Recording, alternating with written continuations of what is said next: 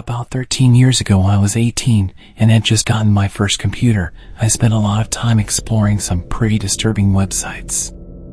It was different back then. There wasn't much stopping you from ending up on gore websites. It was quite common to be scrolling through forums and suddenly see a video of someone being beheaded or accidentally watching an execution. Admittedly, I sometimes went out of my way to watch this kind of stuff too.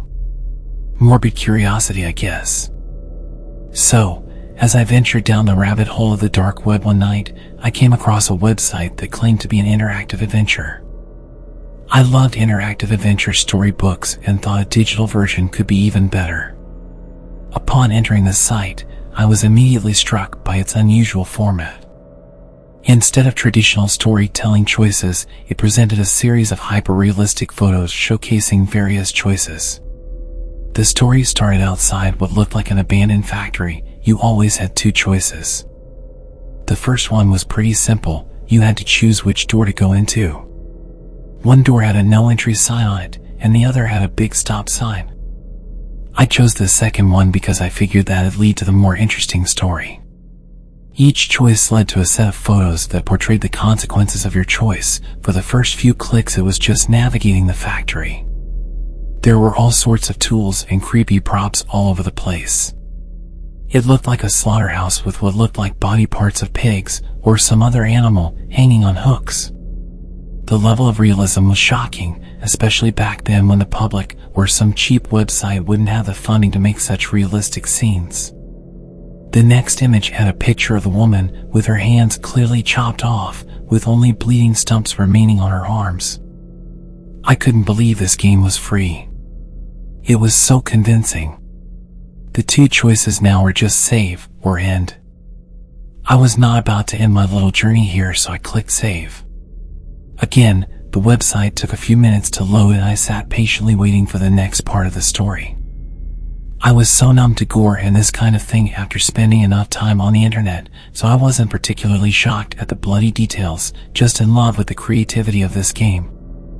The page refreshed and it was an image of the woman again, but this time her hands were bandaged and she's staring right at the camera, absolute terror in her eyes. I thought it was weird that I didn't get to make a choice, but I assumed when you save the game it kind of does a soft reset so that people who made other choices would all lead to that part anyway. I played similar games before, so I knew that often, no matter which choices you make, the game will force you down the path it had planned anyway. Another choice appeared. Man or child. I was a sick little teenager, but I didn't want to see a child getting tortured, even if it was just a game, so I chose the man. A few minutes passed again and then a man appeared in the chair. This time I had the choice between a rope and a baseball bat. I chose the rope, wondering how creative they could get with something so simple. Once again, a short delay between the next image loading, and I maybe started to get a bit bored at this point, but I waited. The next page loaded. The man had the rope around his neck. He was stood on the chair and the rope was attached to a metal beam above. It was crazy how brutal this website was, but part of me loved the intensity. I'd hit another checkpoint asking to save or end. It was at that moment my mom knocked on my bedroom door and I panicked and quickly pressed end. The page went blank just as she walked in. This is where it got seriously creepy. I immediately felt my stomach turn and my heart drop. The picture had loaded. The man who'd been holding the camera the whole time was now looking into a mirror, dressed in some butcher overalls, covered in blood. Leaning against the mirror was the man with the broken neck. His face had some disturbingly realistic details, like his eyes bulging and his face seriously discolored. Two female hands, standing upright on their stubs, were also sitting next to the mirror, both with their thumbs up. It was incredibly morbid, but that wasn't the worst part at all. The worst part was written on the mirror. My name. My address. My mind was racing. I was completely freaking out. I even turned my screen off as if that would do anything. Was this real? Did I just determine the fates of these people? What the hell was going on? How did they have my details? I felt sick. I turned the screen back on and saw the two choices. It said, continue. with yes or no as the options. I immediately clicked no. I was done. I was genuinely so scared. The page started loading again, this time quite a lot faster than usual. The new page was just a zoomed-in image of my name and address, with the option to continue being repeated back at me, this time with save or end as the options. Is that what save meant? Save the woman? And end? Did I choose to end the man? I was drenched in sweat at this point and really panicking. Was this a threat? I have to continue or they'll come for me. Am I choosing to save myself or end myself? I hated everything about this moment. I clicked end and immediately turned the computer off. As you can tell from the fact that I'm telling this story, they never came for me. We did move house a few weeks later for unrelated reasons, so maybe that's why. But I lived in complete fear for at least 3 years after this. Did I really do those things? Was it just a creative game with some clever tricks? It would explain the long loading pages. I don't like to think about it. Well, at least I didn't choose the child.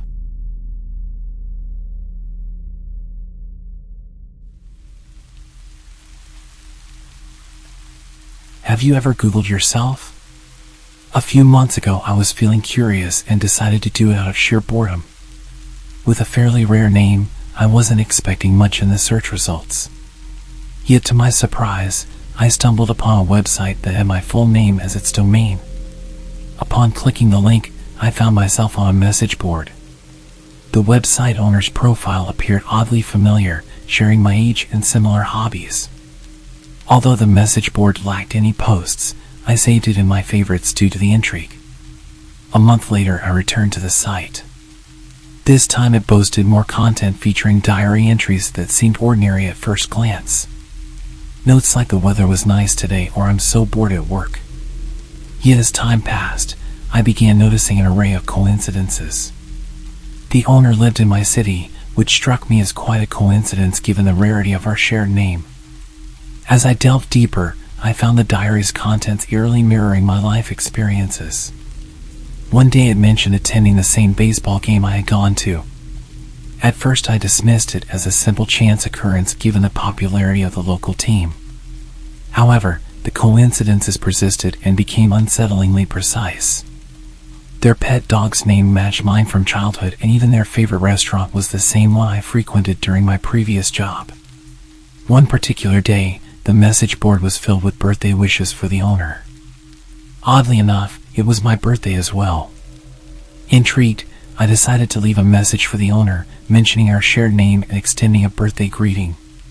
However, to my surprise, there was no option to type a message. It appeared the message board was merely a static page. Puzzled, I reached out to the owner via email with a simple introduction. Hi there. Believe it or not, we share the same name, birthday, and we're in the same city. Nice to meet you. Just a friendly introduction. A few days later, I got curious again and tried showing the website to some buddies, thinking we'd all have a laugh about it. But guess what? The website was gone. Completely vanished. No trace. It wasn't even in my browsing history. That didn't sit well with me. Something felt off.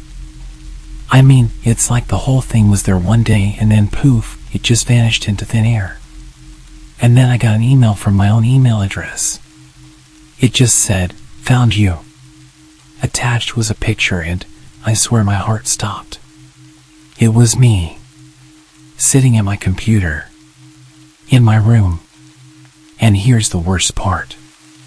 The angle of the shot was taken from the corner of my room where the window is. You have to climb the side of my house to get to this window.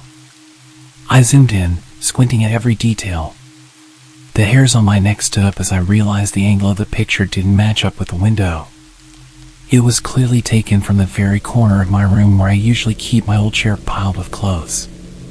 Someone had been inside. My mind raced. Who could have taken this? How did they get inside? I went through every possible explanation. A prank maybe? But the more I thought about it, the more that email and that picture made me feel like I was being watched. Stalked. I can admit I was freaked out. The whole thing went from curious to seriously messed up real quick. I can't shake the feeling that I'm being watched. Monitored. The thought of someone sneaking around in my personal space snapping a picture while I was totally unaware. It's unsettling, to say the least. I've permanently locked all of my windows now, and I've got this weird paranoia about my room. Like, am I going crazy or was someone actually in here?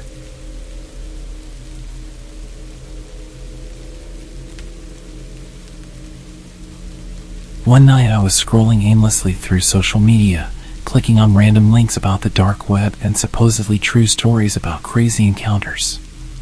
Boredom can drive anyone to the weirdest corners of the web, and that's how I stumbled upon this bizarre post that grabbed my attention. It was an image of my front door. The caption, "Back where I belong," was written below it. I'm not the superstitious type, so I rolled my eyes and chalked it up to a creative attempt at freaking someone out. The next day, I couldn't resist mentioning it to my buddies. Their reactions were a mix of amusement and speculative theories about hidden cameras and creepy stalkers. They laughed it off and I joined in. After all, we're living in the age of tech, where a few clicks can pull up someone's life story, including the color of their socks on a specific day. Probably just some algorithm, I said, dismissing the weirdness. They probably got it from my IP address and Google Maps. They chuckled, teasing me about my lack of supernatural belief. I shrugged it off. It's not like I have anyone that would want to hurt me.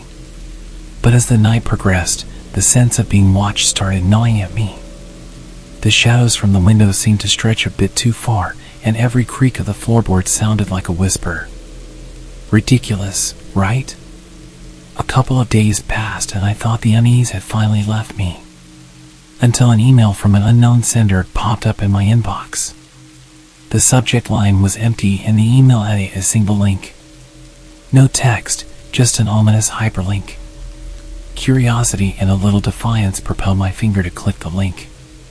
It opened a web page I'd never seen before with a weird combination of numbers and letters as its title. The screen displayed a live feed from my living room where I was sitting with my laptop. I blinked and rubbed my eyes, completely stunned as I saw myself from behind. Clearly there was a camera in my room, but where? Okay, now that's just messed up, I muttered, assuming it was a prank or someone playing with sophisticated tech tricks. But the camera panned around the room and my unease twisted tighter. My eyes darted around the familiar surroundings, trying to figure out where the camera was. That's when I noticed it. The angle was directly in line with the mirror that was mounted on the wall. My heart raced. I approached the mirror and tried looking at the laptop to see if my face was appearing on the live stream, but the website had turned into an error page. I spent some time trying to refresh the website and follow the link from the mail, but it was like it never existed. I checked the mirror again and there was no obvious signs of there being a camera. I was exhausted after a long day and I had quite a few drinks with my friends, so I told myself I was just being paranoid and went to bed. Days went by and I tried to forget the whole thing. Until one night, as I got up to grab some water in the middle of my sleep, I glanced at the mirror again. My reflection was normal, but something in the background wasn't. The edge of a shadowy figure peeked out from the corner of the mirror, a hint of a presence that shouldn't be there. I quickly turned around, heart racing, but there was nothing. The unease tightened its grip again. I need to chill out, I muttered to myself. It's all in my head. I blamed stress, lack of sleep, and the power of suggestion. But when I found my favorite mug smashed to pieces on the floor of my kitchen the next morning, I couldn't stop thinking that someone had been in my house. I was a believer in facts and logic, so when I heard the kitchen door creak open the next night, I didn't jump to supernatural conclusions. I thought it was an intruder. I tried the light switch, but it didn't work. It was practically pitch black. I grabbed my baseball bat and my phone and used its flashlight to investigate. I made my way towards the living room and looked around, aiming the flashlight all over, and suddenly I spot something. The mirror was leaning against the wall and there were obvious wires hanging out of it. I felt a strange mixture of anger and fear. Someone really was messing with me and they were here right now? I shouted, "Who the hell is in my house?" and turned towards the kitchen. But as I did, the light suddenly came on and blinded me. The world seemed to blur around me. My vision blurred, and then I woke up. I was back in my bed. I sat up, heart pounding. My bedroom was exactly the same as normal. Had it all been a dream? A really weird, vivid dream? I reached for my phone to check the time, and that's why I noticed the notification. An email had come in from an unknown sender. With trembling fingers, I opened it. It was a photograph. Almost the exact same photograph as the one that started this whole thing. It was my front door, but this time it was taken at night. The caption below the image sent shivers down my spine. "Sleep well. Goodbye for now." My eyes darted around the room as if expecting someone to jump out at me. But I was alone. My logical mind tried to find a rational explanation. Maybe it was a prank, an elaborate scheme by someone with too much time on their hands. I rushed to my laptop and checked the sender's email address, but it was a jumble of letters and numbers, impossible to trace. I started to panic as I realized that this wasn't a joke. Someone was watching me, invading my privacy, and I had no idea who or why. I ran back into the living room to check the mirror. It was back on the wall in its usual place. I frantically clawed at it and ended up smashing it on the ground in an attempt to prove to myself that I wasn't crazy. I felt like I was going insane, stood barefoot on my broken mirror, shuffling through the shards with my bare hands. The camera was gone. Or it was never there. What was I doing? I locked the front door, drew the curtains, and sat in the dimly lit room, my heart racing. I thought about going to the police, but what could he tell them? That I was receiving strange emails and photographs that seemed impossible to explain. The hours dragged on, and as the night grew darker, I felt my paranoia settling in. I didn't want to admit it, but the rational explanations were wearing thin. Was it really possible that someone was going this far out of their way to terrorize me? As I gazed at my laptop, its webcam staring back at me, I couldn't shake the feeling that someone, or something, was watching. I closed the laptop and made my way back to bed. If they wanted to hurt me, they would have done it already, and I was exhausted from this whole ordeal. I accepted my fate and closed my eyes. Good night. Good night. Sleep tight.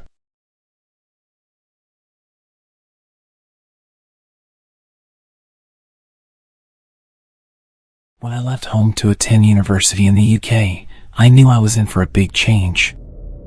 I moved quite far away from family and friends, leaving behind the familiar comforts of home. Always a social person, this new environment was a challenge for me. My student studio apartment felt empty, and my course had fewer sociable students than I'd expected. Desperate to make friends, I turned to Tinder and Instagram, hoping to connect with like-minded people. However, luck wasn't on my side. Conversations often fizzled out, and it felt like a struggle to find genuine connections. Then, out of nowhere, a ray of hope emerged. A cute girl, Emily, added me on Instagram. I'd linked my Instagram handle in my Tinder bio, and she must have seen it there. She was stunning, and I couldn't believe my luck. We started chatting, and it seemed like we hit it off. She mentioned wanting to meet up, and without much thought, I gave her my address. The excitement of potentially making a new friend overshadowed any reservations I might have had. However, as we continued chatting, something didn't quite add up. Emily's Instagram photos didn't seem to be taken anywhere near the city I was in. Moreover, she was far too attractive to be interested in a guy like me. I noticed that her comments and followers were predominantly men. Doubt crept in, and I began to suspect that I'd given my details to a random catfish account. My anxiety peaked, and I decided to block her immediately. It was the only sensible thing to do. I hoped I dodged a potential scam. But then, things took an even more unsettling turn. Another strikingly attractive girl, Sarah, began messaging me. The conversation started precisely where I'd left off with Emily, as if it had never stopped. Alarm bells rang in my head, and I knew I'd messed up. They had my personal details, including my address. With a heavy heart, I asked Sarah to leave me alone and blocked her as well. But it didn't stop there. Soon after, yet another attractive girl sent me a friend request. By this point, I was fed up. I stopped replying, thinking it best to protect myself. I double-checked that my studio apartment door was locked and went to bed, hoping for a peaceful night's sleep. However, my rest was short-lived.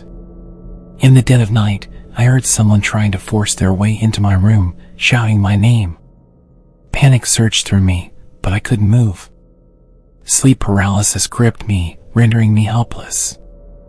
I'd experienced sleep paralysis almost every night since being at my new studio. It always happened when I was someplace new, but I never saw or heard anything.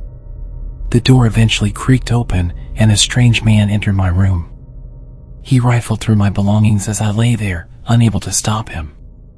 My heart raced, and my mind raced even faster, trying to comprehend the whole thing. After what felt like an eternity, the intruder left, shutting the door behind him.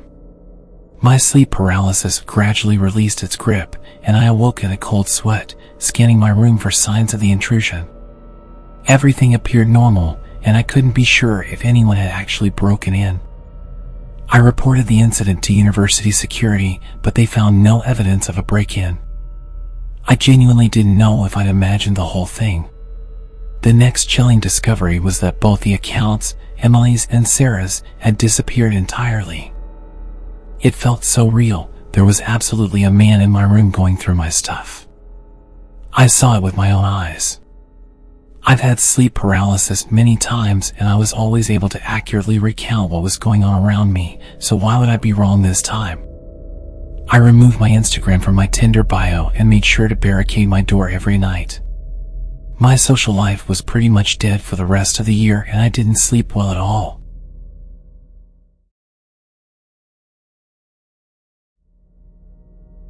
I used to be an avid Twitter user.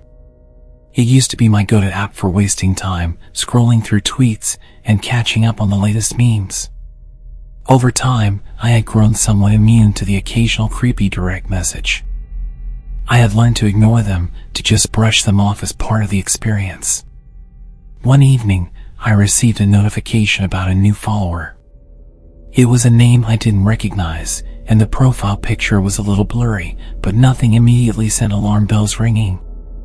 I followed the account back as I usually would and immediately received a message. I decided to open it, even though I was sure it was spam. Inside the DM was a link to another Twitter profile, Secret Tweets.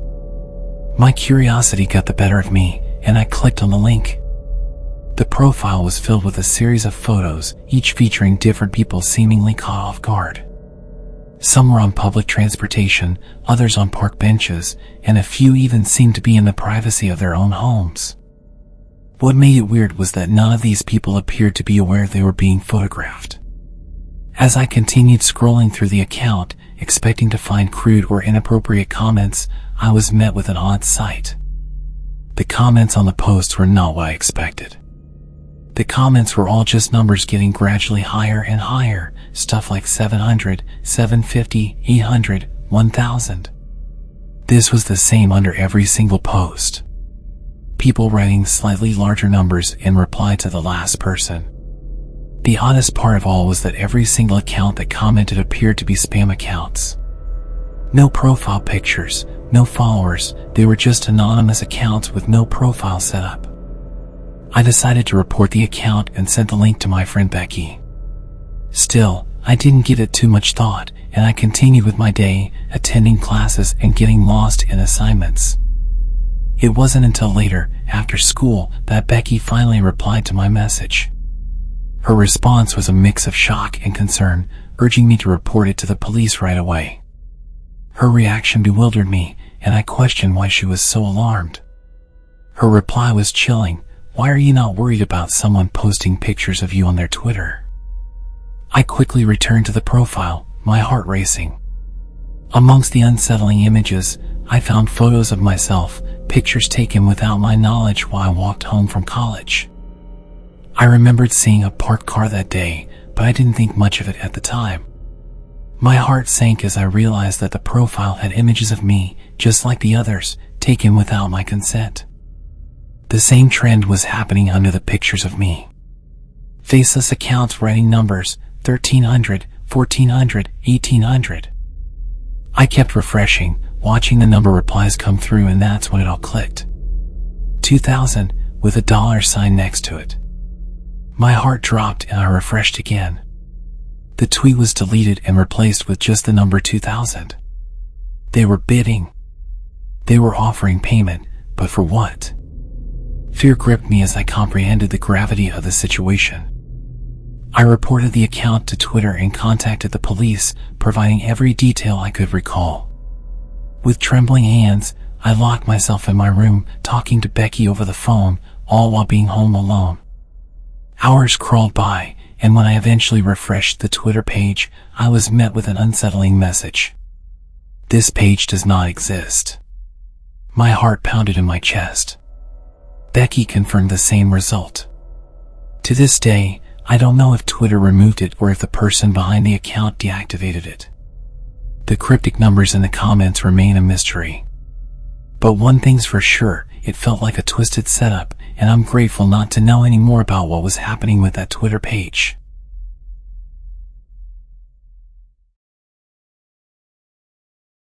A year ago, I used to post my entire life to Snapchat. It was my go-to app for sharing bits of my life with friends and family.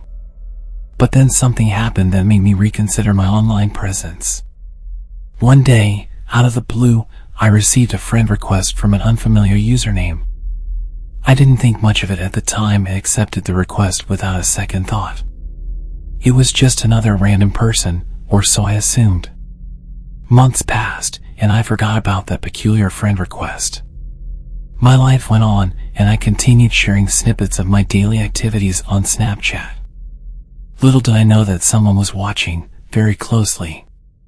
It started innocently enough, with an unexpected snap. I opened it, thinking it was probably a friend sharing a funny meme or a cute pet photo. But as the image loaded, my heart skipped a beat. It was an eerie, edited version of an old Snapchat story I had posted months ago. Floating love hearts surrounded the image, and the caption read, "Can't wait to see you." The chill running down my spine was hard to ignore. How did someone get access to my old stories? Who was behind this? Days turned into weeks, and more edited snaps kept arriving. Each one featured pictures taken from my past stories. The captions became increasingly unsettling, referring to my personal life. "How was your McDonald's on Friday?" And another said, "I loved that movie you watched last night." The sense of being watched was inescapable. I felt exposed and vulnerable, as though a stranger had invaded my privacy. It wasn't long before I decided to check Snap Maps, the feature that lets you see the real-time locations of your friends. My heart raced as I zoomed in on the map. There it was, a bit too close for comfort, the location of this creep. He was nearby, and the thought sent shivers down my spine. I couldn't shake the feeling that this was no ordinary prank or trolling. It felt personal, like someone was playing mind games with me. Fear gripped me as I realized the mysterious friend was getting closer to my location. I knew I had to act fast. I began taking screenshots of the disturbing snaps for evidence. Then, I contacted the local authorities and reported the unsettling situation. The investigation that followed uncovered the identity of the creep. To my shock, it turned out to be someone I met at a party months ago. I'd been warned about how creepy and weird he was. He would just invite himself to parties and nobody wanted to be rude and kick him out, so we just tolerated him. To be fair, I had no issue with him and spoke with him a little bit throughout the night, but didn't see much of him. I guess being nice to the social outcast when everyone else kept him at arm's length was enough for him to become obsessed with me. They didn't end up charging him with anything, but they told him to leave me alone and explained to me that I could get a restraining order, but it seemed pointless. Late nights at Walmart had their own peculiar aura. The store's emptiness, the quiet hum of the cooling units, and the distant hum of the highway combined to create an unsettling atmosphere. But I needed the job, and my shift wasn't ending until I restocked the shelves and tidied up. As I took my 15-minute break, I stood outside getting some fresh air. There was a regular stray dog that would always be lingering around the area. I'd actually gotten into the habit of throwing him whatever scraps I could muster up from inside. I started to make my way in and I noticed a man in his 40s pacing near the entrance. His eyes darted around, as if searching for someone. As I passed by, he looked at me, his gaze unnerving. "Hey, could you help me?" he called out, his voice almost too friendly. I hesitated, my instincts urging caution. "Just need a hand loading a couple of things into my truck," he continued, motioning to the exit. Despite my unease, I agreed, thinking it was a straightforward favor. As we reached the entrance, I noticed that his truck was parked in the darkest corner of the parking lot. My heart pounded. This felt wrong, but it was company policy to help people carry things to their car. He gestured to a couple of boxes in the bed of the truck. "Could you just hand me those?" he asked. My fingers twitched with unease, my gut telling me something was off. But I tried to push the thoughts aside and focused on helping. Just as I reached out to grab a box, a shiver ran down my spine. I heard the faintest whisper behind me, the rustling of fabric. It was the sound of movement, of someone stepping out from the shadows. Panic surged through me, and I glanced back. And that's when I saw them, two more men, emerging from the darkness, their faces obscured by shadows. My heart raced, my body tensing, and I dropped the box instinctively. My mind screamed at me to run, to get back inside the store, to safety. I turned to bolt, but the man in front of me grabbed my arm, his grip like a vice. "Where do you think you're going?" he sneered, his friendly demeanor now replaced with a menacing grin. Adrenaline surged through me, and I fought to break free. The men were closing in, their intentions unmistakable. I struggled, my heart pounding in my chest, my thoughts a jumbled mess. And then, out of nowhere, a barrage of barks came from the bushes. It was the stray dog that I'd always see around the parking lot. It lunged at the man who had my arm and latched right onto him. I felt so relieved and shocked that I remember I actually let out a smile and a slight giggle. It's weird, but I vividly remember the massive emotional shift from sheer terror to absolute relief when that dog came running out. The grip on my arm loosened, and I wrenched myself free, stumbling back. I started sprinting back to the store, followed only by the sound of the growling, barking, and moans of pain from the man. At this point, my coworker came running out to check on me. I could see the men getting into the truck and driving towards us as I told him what happened. "Get lost," my coworker growled, his voice full of authority. The men hesitated for a moment longer before retreating, disappearing into the darkness. My coworker turned to me, clearly concerned for me. "You okay?" he asked. I nodded, my heart still racing, my mind was still racing, and I was on an adrenaline high. That's when the dog ran over, peaceful as ever, wagging his tail and pushing himself into my legs. I gave him the biggest hug and told him how much of a good boy he was. My coworker and I watched as the men disappeared into the night. "We need to call the police," he said firmly, his eyes focused on where the men had vanished. We retreated back into the store and dialed 911. Within minutes, the police arrived, and I recounted the chilling encounter to them. They assured us they would patrol the area and keep an eye out for any suspicious activity. The dog stayed with me the whole time as the police took our statements. We had narrowly escaped a potentially dangerous situation, and it was a sobering reminder of the risks that came with late-night shifts. In the days that followed, news spread about a group of individuals attempting to lure unsuspecting victims into their trap. The police were investigating, and I felt a mix of relief and gratitude that my new best friend had come to my rescue. Late nights at Walmart would never be the same for me. The unsettling atmosphere was now a haunting reminder of the night I barely escaped danger.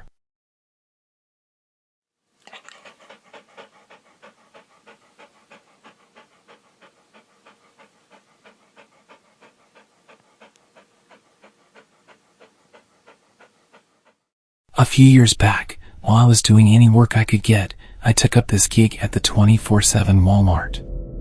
It was a bit more rundown than your typical Walmart. Dimly lit aisles, flickering fluorescent lights, and an eeriness that only an empty Walmart at 3 in the morning can provide. I'm stocking shelves in the cereal aisle, just trying to keep myself awake with the monotonous routine.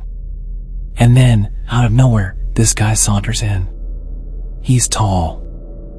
I mean basketball player tall, with long strides that make him seem like he's on some sort of mission. There's hardly anyone around, and this dude's pacing down the aisles like he owns the place.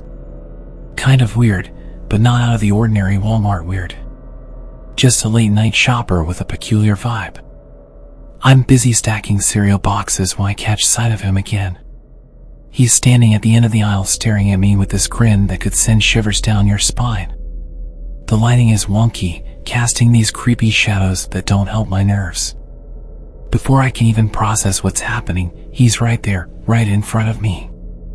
Close enough that I can smell the alcohol on his breath. He shoots me this look like he's got the juiciest secret in the world, and then he says, "I've done something very naughty." I try to laugh it off, brush it away with a nervous chuckle. But he's not having it. He keeps staring, that grin still plastered on his face. It's late, it's quiet, and the place is kind of creepy already. But this guy, he's turned it up to 10. He starts following me. Aisle after aisle. Every time I turn around, there he is, watching with that stupid smile. It's like he's playing a twisted game of hide and seek, and I'm not even a player. More like the unwilling target. I try to get on with my work, but I can feel his eyes on me like they're drilling holes into my back. Then, out of nowhere, he starts humming this tune. It's faint, just under his breath, but it's off-putting as hell. I can't put my finger on where I've heard it before, but it's that famously creepy whistling song. I decide to take a breather and head to the break room. Maybe I can shake him off and catch a few moments of normalcy. My coworker's in there and we're making small talk about assignments and exams, trying to keep things light. But the whole time, I can't shake the feeling that I'm being watched. And guess what? I was right. I spot him at the entrance to the break room, just standing there, staring right at me. I freeze and I swear the room got colder in that moment.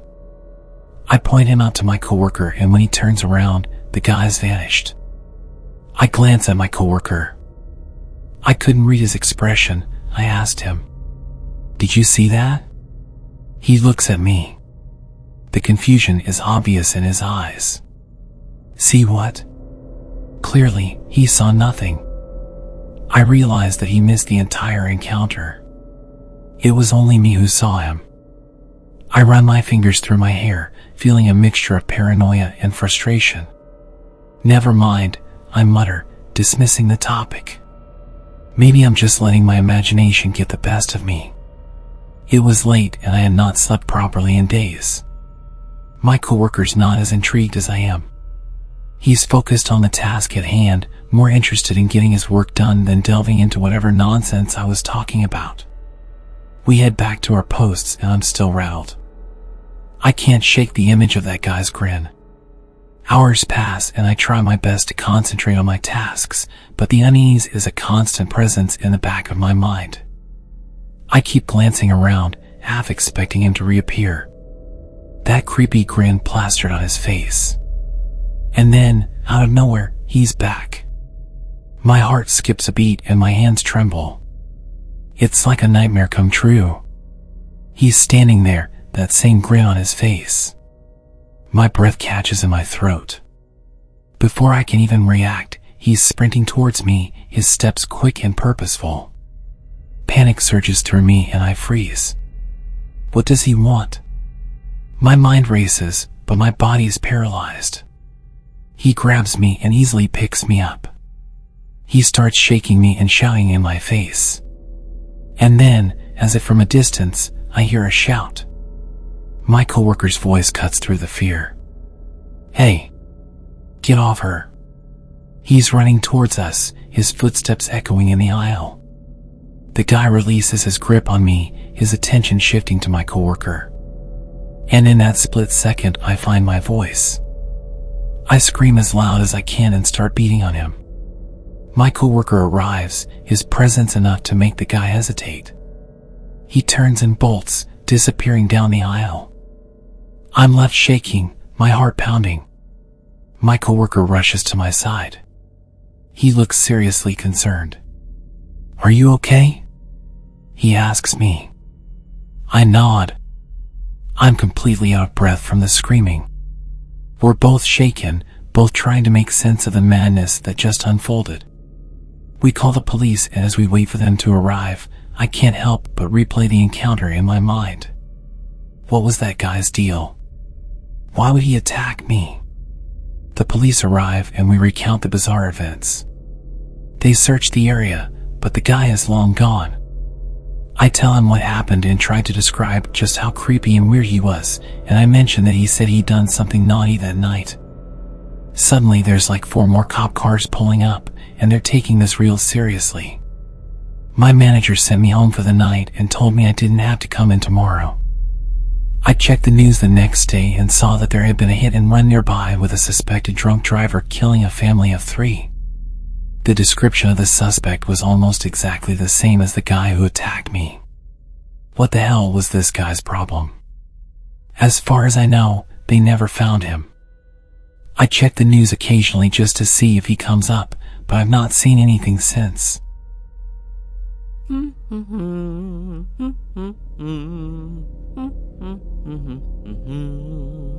A few years ago, when I was just a teenager, I had a rather peculiar and unsettling experience in a supermarket that still baffles me to this day.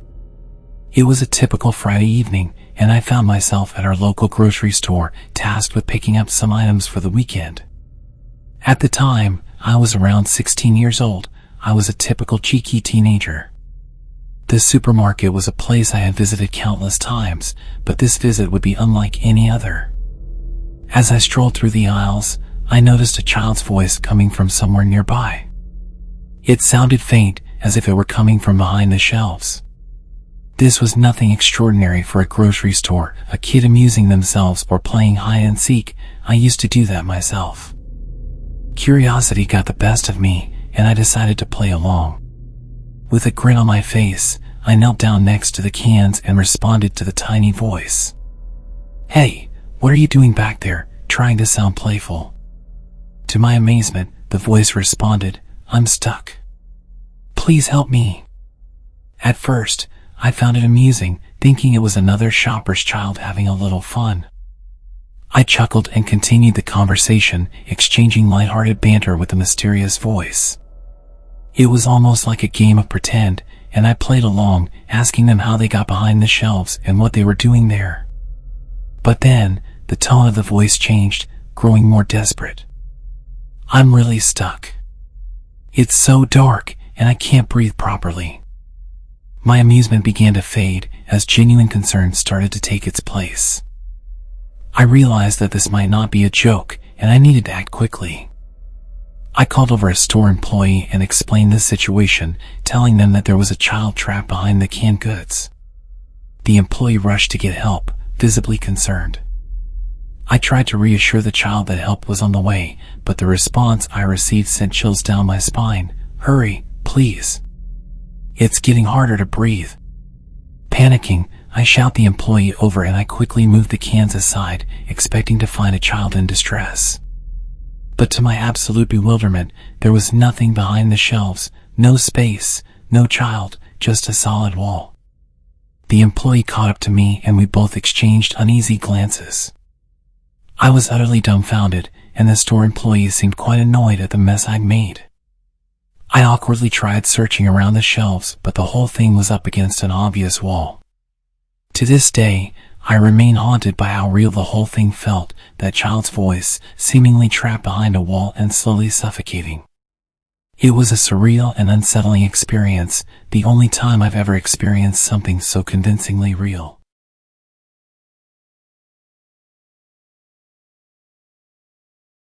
I'm here at Burning Man, and I regret every choice that led me here.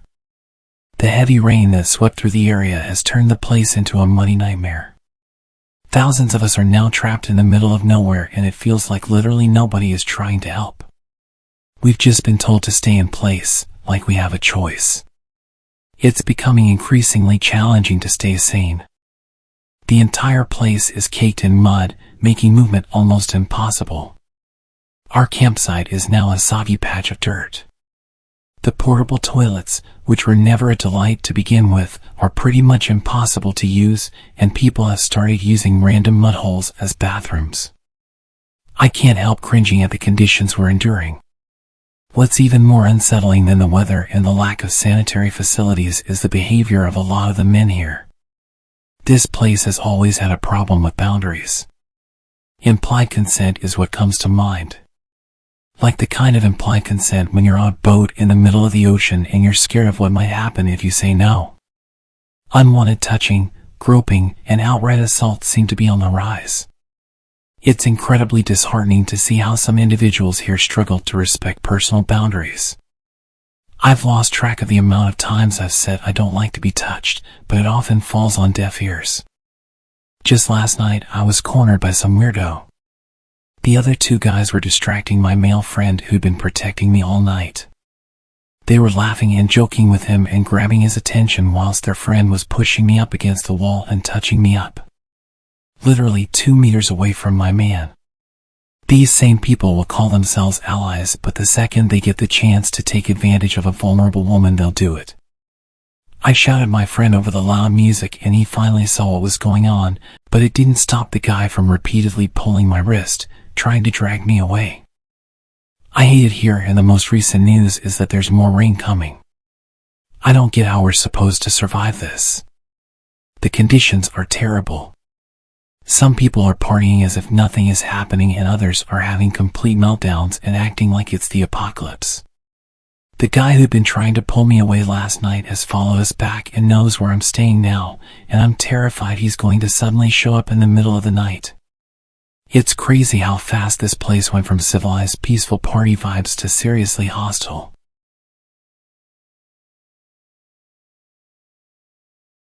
This happened last night around midnight. The first night after the storm. The neon glow and pulsating lights that once lit up the desert have all vanished into the darkness. The wind, charged with moisture from the recent downpour, painfully whistles through the place and feels like a cold slap when it hits you. Most folks have retreated to their camps, seeking refuge from the relentless rain and the now pitch-black desert. You can hear the soft patter of raindrops hitting tents and the faint rustle of tarps flapping in the wind. The power's out, and you can't even charge your flashlight. It's like a scene straight out of a post-apocalyptic movie. The only source of light is the occasional flicker of LED-lit costumes passing by, or someone trying to find their way through the mud with their phone flashlight. Someone with a speakerphone kept repeating that we should stay put and secure our stuff, especially anything electrical.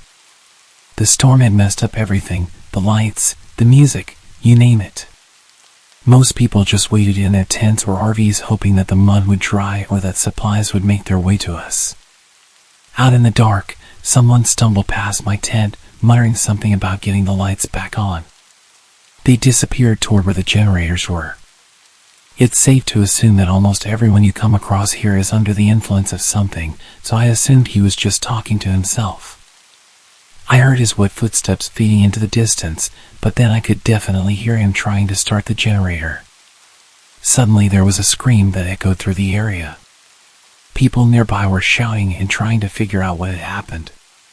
The screams were periodic, like he was in a lot of pain and begging for help. We could just hear him screaming repeatedly. Some people came out with flashlights, but even if they could find him, it took minutes to travel just a couple of meters through the thick sludge. It was deep and impossible to walk through without serious effort. Your foot would sink immediately, making it exhausting to get through. Eventually people got to him and I heard a lot of commotion. Apparently he managed to turn the generator on, but was stood in a puddle of water. It doesn't take a genius to know that electricity plus water is a bad combination. We don't even know if he's alive. Multiple people got caught in the electrified water trying to save him. Last I heard is that he was in one of the medical tents, but we've been hearing rumors all day that he died and someone else had a heart attack.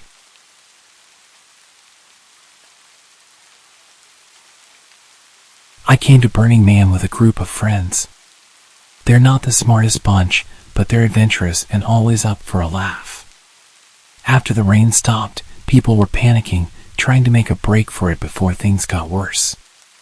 Dozens of people started trying to drive out or walk back to the road. But I don't need to tell you that they didn't get very far. The mud and water ensured nobody got more than a few hundred meters. My friends thought they had a better idea. Instead of joining the frantic crowd heading towards the road, they thought it was smarter to go in the opposite direction, believing it was drier that way. I tried to convince them to follow the official advice. We had an emergency message come through. Do not drive your vehicle. Do not ride your bike. Do not push your bike around. Remain where you are. Secure structures and belongings in your camp. Don't operate generators or other electrically powered instruments that are standing in water. Cover or secure anything electrical. Check on your campmates and neighbors to make sure they're okay and help them as needed. Take advantage of a moment of calm to connect with campmates and hunker down. Stay safe out there, Black Rock City. They didn't want to listen to me about it being a bad idea and thought I was just being soft. But I've been around this kind of mud before. I know how exhausting it is to try to get through it and how dangerous it can be to become dehydrated without shelter in the middle of the desert. They left without me. Their map told them it was a 3-hour walk to the road in the opposite direction. They didn't believe me when I told them that it'd be dark by the time they could even see the road, because the mud would easily cut their walking speed in half. I watched them the whole time, slowly trekking through the mud. After about 4 hours it started to go dark and I could no longer see them. They barely made it halfway to the road and now I could guarantee they couldn't see it. I tried calling them, but none of them had any signal. It was cold, and they were soaked in mud and likely freezing out there. There's another storm on the way. They're nowhere near the road and I can't get in contact with anyone who can even help. I called the cops and told them about the situation, but they said there's nothing they can do until morning anyway. They've already got their hands full. This whole situation is insane. I'm terrified that my friends are out there freezing to death. There's no way they suddenly managed to travel the remainder of the distance in the pitch black. I thought at one point that I saw an orange light in their direction, like a campfire or something, but the visibility here is really bad. I guess it'll be on the news in the next few days if they didn't make it. I can't sleep though. I have a guilty feeling of relief that I didn't go with them, but I also feel terrible for not trying harder to convince them. High school was typically uneventful until the day Alex showed up. He was a quiet, strange guy, always seen alone in the hallways. At first, there was nothing remarkable about him, but after a few weeks, things began to change. One day, I noticed he was doodling in his notebook during class. It started innocently enough, just random scribbles. But over time, his drawings became disturbing. I started to notice oddly dark tones to his doodles. Twisted faces, distorted creatures, and strange symbols filled the pages. There was one lesson with Alex that changed everything. Tyrone was a typical bully and problem child. He would torment almost everyone equally. Today, Alex was his victim. He grabbed Alex's notebook and started looking through his drawings and loudly mocking him. I don't know what came over me, but I half-jokingly shouted Tyrone's name and said, "Leave him alone." I awkwardly laughed as to not become Tyrone's next target. Suddenly, someone at the front of the class tripped over a box, and Tyrone's attention was completely pulled away from us. You should have seen the look on Alex's face. I don't think I'd ever seen him smile until now. He was sat there with his notebook in hand, staring at me with the creepiest grin. He thanked me and muttered something to himself about not having to kill anyone today. It reminded me of Gollum from Lord of the Rings. After that day he was practically my shadow. He'd follow me everywhere, always standing a few steps away from me. He didn't ever have much to say, but he would occasionally make comments about people like Tyrone, and we'd all laugh at how dark his humor was. Over time he started sharing his drawings with me. They were all pretty messed up. He even had some detailed drawings of Tyrone being tortured or stabbed. On the odd occasion when he did speak, the things he would say were unsettling, muttering about hidden threats and the consequences that were coming. Looking back, it was so obvious what he was going to do, but I kind of convinced myself he just had a dark humor and used his drawings to vent. There were a few notable moments with him over the next few months. He would aggressively defend me in the hallway whenever someone would barge into me. He'd push people out of my way and do these really weird death stares at anyone that would bother me. He was very attached to me and protective. It seemed like as the days went on, he just became more and more angry at the world, muttering more about what he wanted to do to people, telling me that I'm one of the good ones and that he'll never let them hurt me. Towards the end of winter, Alex had a week off school and I started to wonder if he was alright. I'd also noticed at this point that his locker started to smell really bad. I knew his code because I'd seen him put it in so many times and he didn't seem to care that I would watch.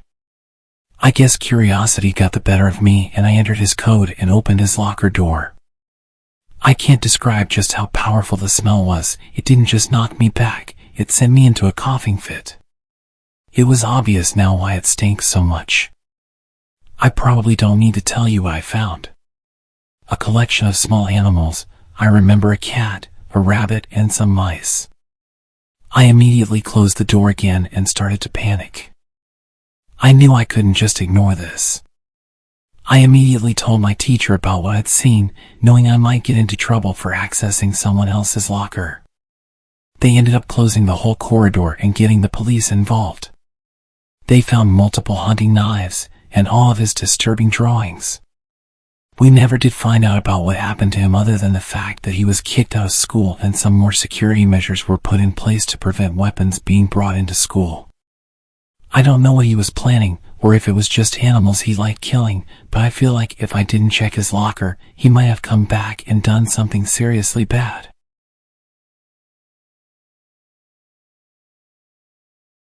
I remember the first day when we had this substitute teacher, Mr. Roberts.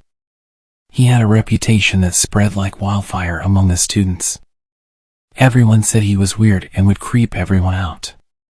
That day, I was about to find out for myself. Mr. Roberts walked into our classroom, and right from the start, something felt off. He had this unnerving way of looking at each one of us, as if he was sizing us up. His eyes were piercing, like he was trying to see into our souls. As the lesson began, he spoke in a monotone voice that made it hard to stay awake. He covered a subject that should have been interesting but somehow managed to make it utterly boring. I glanced around the room, and my classmates had expressions of utter boredom or mild discomfort. What really creeped me out, though, were his mannerisms. He rarely smiled, and when he did, it was more of a grimace than anything resembling happiness. His movements were jerky and erratic, like he couldn't control his own body. Towards the end of the lesson, some of my classmates decided to test the waters. They asked him personal questions, trying to get to know him better. But his responses were strange. He'd laugh at random moments and make bizarre comments that left us scratching our heads. Then came the incident that really got my guard up. One of my classmates, Alex, asked about his past teaching experiences. Mr. Roberts hesitated for a moment, his eyes darting around the room. Then, in a low, almost whispered voice, he said, "I've taught in many places, but they were all temporary." It was as if he was hinting at something darker, something he didn't want us to know. The room fell silent, and everyone felt the awkwardness. We had him twice in the same day, and the afternoon lesson was even more weird than the one in the morning. Mr. Roberts' behavior only grew more unsettling. He would suddenly stop talking mid-sentence and stare blankly at the back of the classroom, clearly lost in his thoughts. Then, without warning, he'd snap back to reality and continue as if nothing had happened. When the final bell rang, the whole class breathed a collective sigh of relief. We couldn't get out of that classroom fast enough. As I walked out, I couldn't shake the feeling that Mr. Roberts was hiding something that made him more than just a creepy substitute. And I hoped I wouldn't have to see him again anytime soon. Our history teacher disappeared halfway through the year and Mr. Roberts took over our class. We'd see him twice a week. Whenever I was in his classes, I would do my best to just focus on my studies. The rest of the school year passed without any serious incidents, just the regular blank staring and growing rumors about how weird he was. Towards the end of the year, after we'd all kinda gotten used to his demeanor, Mr. Roberts crossed a line that couldn't be ignored. During a history lesson, he made a bizarre and inappropriate comment about one of the female students. It was so disturbing that the student immediately reported it to the school authorities. The school administration acted swiftly, launching an investigation into Mr. Roberts' past. It didn't take long for them to uncover a disturbing criminal history. He had been involved in a series of troubling incidents at his previous schools, including allegations of inappropriate behavior and comments. The revelation sent shockwaves through our school, and parents demanded answers. How had the school hired someone with such a dark past? The school board faced intense scrutiny, and many called for a complete overhaul of the hiring process. Mr. Roberts was immediately suspended pending the outcome of the investigation. As more details emerged about his past, it became clear that he should never have been allowed near children. The school took responsibility for its failure to properly vet him and promised to implement stricter hiring practices in the future. While Mr. Roberts was never seen at the school again, the unsettling feeling that had hung over our classroom didn't dissipate easily. The incident served as a chilling reminder of how important it was to remain vigilant and speak up when something didn't seem right. It's weird because people who had his lessons actually improved their grades. He wasn't a bad teacher, just a bad person. After he disappeared, there were multiple rumors about him working at another school a few miles away. I always wonder what happened with him. I was a junior in high school when it all started. Mr. Simmons, our English teacher, had always been a bit eccentric, but this year, something changed. He became fixated on me, and it became incredibly uncomfortable. At first, it was harmless. He would compliment my essays or ask me to stay after school to discuss my studies. I didn't think much of it, assuming he was just trying to be a helpful teacher. But soon, it escalated. He started showing up at places he shouldn't have known about, my part-time job at the local bookstore or my favorite coffee shop. Every time, he'd strike up a conversation, making it clear he'd been tracking my activities. It was unnerving, but I hesitated to say anything, fearing it might be a misunderstanding. Then came the gifts, flowers left on my doorstep, anonymous notes in my locker, and even a mixtape of romantic songs. It became impossible to deny that something was terribly wrong. The final straw was when he cornered me after school, professing his love and suggesting we go away together. I knew I couldn't handle this on my own. I confided in my closest friends, who immediately took action. They encouraged me to report Mr. Simmons to the principal. We compiled evidence, texts, notes, and witness accounts of his strange behavior. When we confronted the principal, she was shocked but supportive. She assured us she would investigate the matter thoroughly. What we didn't expect was the revelation that Mr. Simmons had a history of similar obsessions with students at his previous schools. The investigation unveiled a disturbing pattern of predatory behavior. Parents were outraged, and the local news caught wind of the scandal. Eventually, the police got involved, and Mr. Simmons was arrested. Most people were furious about the fact that he'd already been caught doing this in the past. Why was he allowed to teach again? Did the school know about his past, or did they not even check? You'd think we'd have better systems to protect children from predators like this. Arriving at prison, I remember the process clearly. We got off the bus and were herded into a reception area called Block 16. Whilst there, they made us strip down, a bunch of us standing butt naked, while the officers did their checks. It was no-nonsense stuff. After that, you approached the desk for fingerprinting and processing. It was there, you'd make a crucial decision. Some guys, like this one I saw, they'd come up to the desk, look the officer dead in the eye, and say something like, "I don't think I'll make it in general population." At that point, the officer would ring a bell, and they'd be moved somewhere else, away from the regular crowd. But if you stayed quiet, like most did, you'd be led to a cell with a cage attached. In that cage, you'd sit for hours, sometimes the whole day, as they sorted you out. I remember the bell ringing often. People freaking out and rushing to the desk to ring the bell, only to end up in a smaller, darker cell out of earshot from the rest of us. It was scorching that day, probably over 100 degrees outside, and you're just cramped inside that cell. Lunchtime came, and we got sandwiches. I'll admit, the food was better than the county's cheap stuff. I recall one meal particularly, chicken enchiladas with green sauce. It tasted real, like something that might actually fatten you up.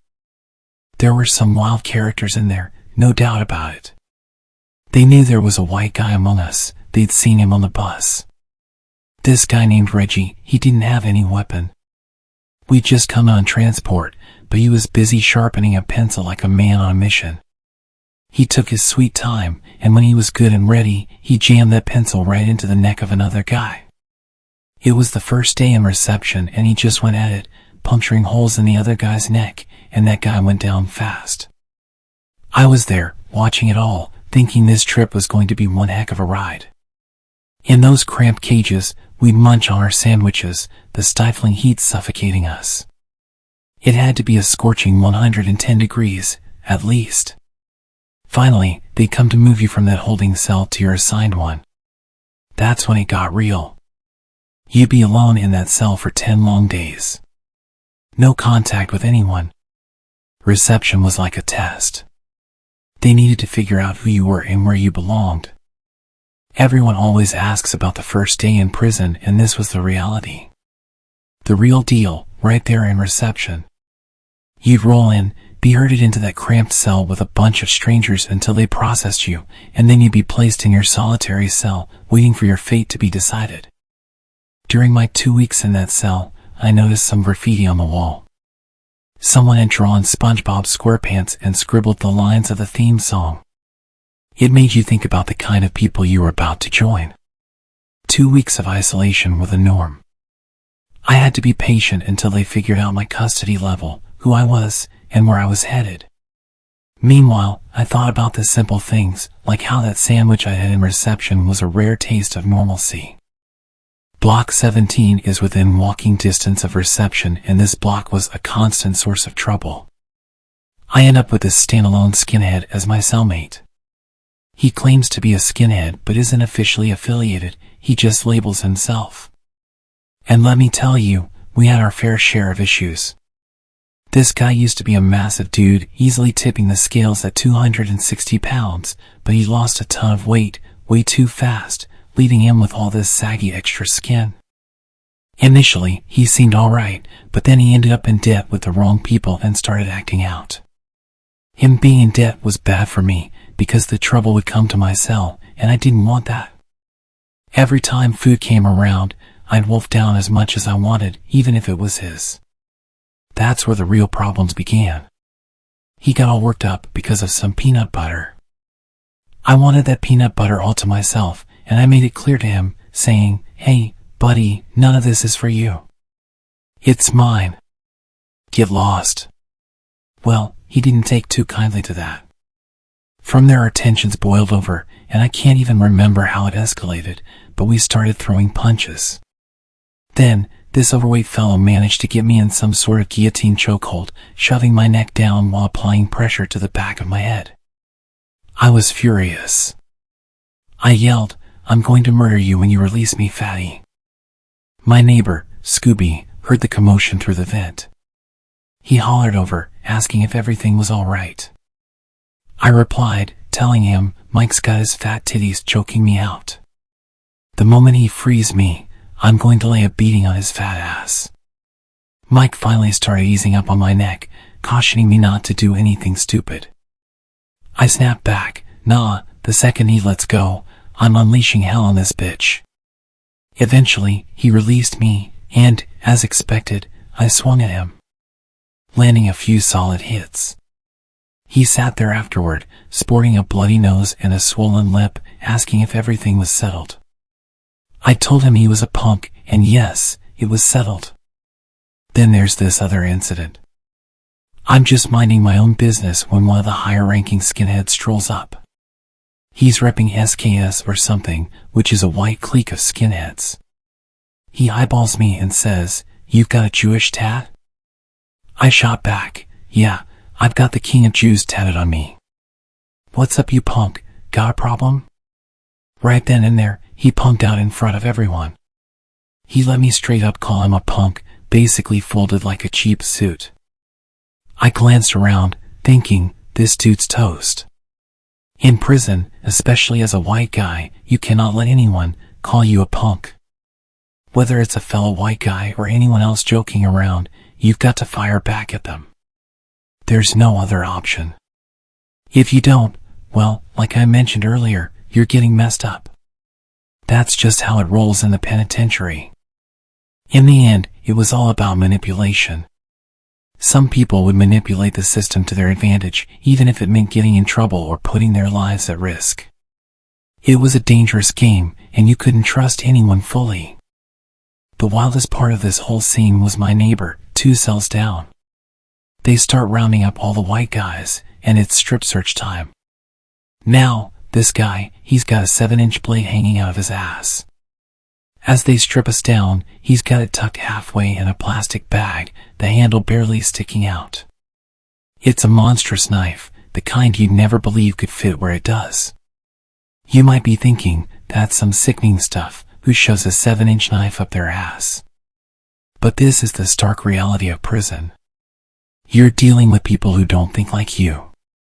This dude is ready to do whatever it takes, even if it means using that knife, whether it's on a fellow inmate or a damn cop. So, yeah, he did what he had to do. All of this was within a few weeks of being there. Sounds sick? Yeah, well then don't end up in prison. Punk.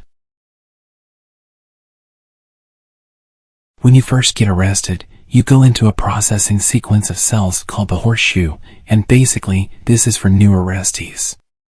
You're in these cells for days, and you don't know what day it is. All you can feel is the heat rising and falling, and you're crammed in, like sardines with 40 or 50 people. Fights are breaking out, there's blood on the walls, and guards are rushing in, grabbing people, especially those acting up on drugs. If you really act up, the guards grab you and put you in a restraint chair. It looks like a medieval torture device. They tilt it back, strap you in, and put a hood on your head. There are people out there in chairs just howling and whining. It sounds like something out of a horror film. Yeah, it's pretty wild. Then, you get to see the judge, and I got sent over to medium security in the beginning, which is completely gang and drug infested. So as soon as I get there, some skinhead dudes are eyeing me up. They're like, "We want a word with you in that cell back there." You can't say no, because in prison, you don't have much of a choice. They're sizing you up, and you look like their type of recruit. Not because I wanted to, but because I'm white, and in prison, you get affiliated with one of the racial gangs whether you like it or not. It's like that for all races, whites, blacks, Mexicans, Mexican Americans. I didn't know this yet, but I had to do what they said, so I went into the cell. They ask, "What are your charges?" And I've got the printout, but it's all in legal speak, so I don't understand it. So I tell them, I've got my charges, but I don't know what they mean." And they freak out and start pushing me against the wall, shouting, "What do you mean you don't know what it means? Are you a chomo?" I don't know what a chomo is either, so I'm digging my grave here. They've got me up against the wall about to smash me, and I'm making it worse because I don't know how to behave in prison. I tell them to look at my sheet, and they take it and look, and they see I've got drug charges. They see my bail is nearly $1 million, and they love that. They ask me who I killed to get a bail that high. They relaxed and started to joke with me. Suddenly they accepted me and let me go. I learned later that chomo meant you were a child predator. One of the guys who came in with me actually did have those charges. So the next day they ask me about him, and I tell them I know nothing. Later I hear someone being beat in the shower area, and it's the skinhead gang that questioned me, and they leave this guy in there, just whimpering in a pool of blood. This big guy says to them as they're leaving, "How come we can still hear him?" And the head of the skinhead says, "We smashed him good." And the big guy says, "Not good enough." So he goes in, and it's like he's trying to crack this guy's head open like a coconut. You can just hear the stomping echoing. Crack. Crunch. The guy looks dead, and a guard doing a security walk eventually finds him. He was carried on a stretcher. He had blood and yellow stuff coming out of his head, like brain fluid or something. It was every day after that, just violence. I had to get used to the sound of heads getting bashed against toilets, bodies being thrown around, people getting carried out on stretchers. They'd wait until the guards did the security walk so that they'd have the most amount of time possible to torture these child predators. One guy, after they were done with him, came out covered in blood. He managed to get down the stairs and knock on the window to the guards, and they opened the door and he just collapsed. There was an old man who wouldn't stop rambling, so the gangs thought they'd shut him up. I walked past him and there was blood splurting out the back of his head. So he was dealt with as far as they were concerned. All of this within a week of being in prison. You had to toughen up fast or you were done for. I've never been to prison, but I did spend a few days in a county jail. It was a community holding area, which meant we all slept together in one room with rows of bunk beds. I'm the quiet, invisible type, so I managed to get by pretty well. I sort of befriended a few guys by teaching them chess, playing blindfolded matches, and sharing my food. I didn't eat much during the week I was there. Around day 3, a new guy joined our group. He was a short, muscular guy in his 20s, and he had a Napoleon complex written all over him. I did my best to keep my distance, considering I'm a scrawny white guy who didn't know how to defend himself. I had some bad allergies at the time and couldn't stop sneezing. After every single sneeze, even during a series of them, Napoleon would say, "Bless you," and I'd respond with a polite, "Thank you." It became a repetitive back and forth of, "Achoo, bless you, thank you." But then, one time, I started sneezing and didn't manage to say thank you after each blessing. That's when things went haywire. Napoleon exploded with anger, charging at me from across the room, yelling obscenities, and raising his fists. My friends from earlier, the ones I'd taught chess and shared meals with, sprang into action. They rushed over and tackled him before he could reach me. There was a brawl, fists flying, until the guards finally intervened and broke up the fight. Napoleon was promptly sent to isolation. He's lucky that I didn't press charges.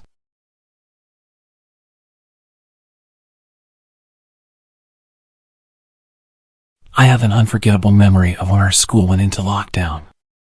I remember it perfectly. It was the end of 7th grade. It was a crisp Tuesday morning. We were in math class. This classroom had one entrance in the corner of the room, and all the windows were on the opposite wall from that door.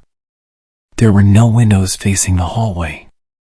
Our teacher, Mr. Anderson, was in the middle of explaining algebraic equations when the loudspeaker crackled to life. Principal Johnson's voice echoed through the classroom, ordering an immediate lockdown. The classroom plunged into darkness as Mr. Anderson snapped off the lights. Panic rippled through my classmates. We shuffled towards the corner, trying to remain quiet while some of us were getting emotional. We'd only practiced this once before, so we were quite disorganized, and our teacher had to keep quietly reminding us to hide in the corner behind our desks. My desk neighbor Sarah started crying and asking me what was happening. I shrugged and told her I wasn't sure. I remember my heart pounding against my ribcage. Minutes felt like hours. We huddled together, anxiously waiting for any information. The classroom windows were veiled with heavy curtains, so we couldn't see outside. Mr. Anderson maintained his composure, but I could sense his fear.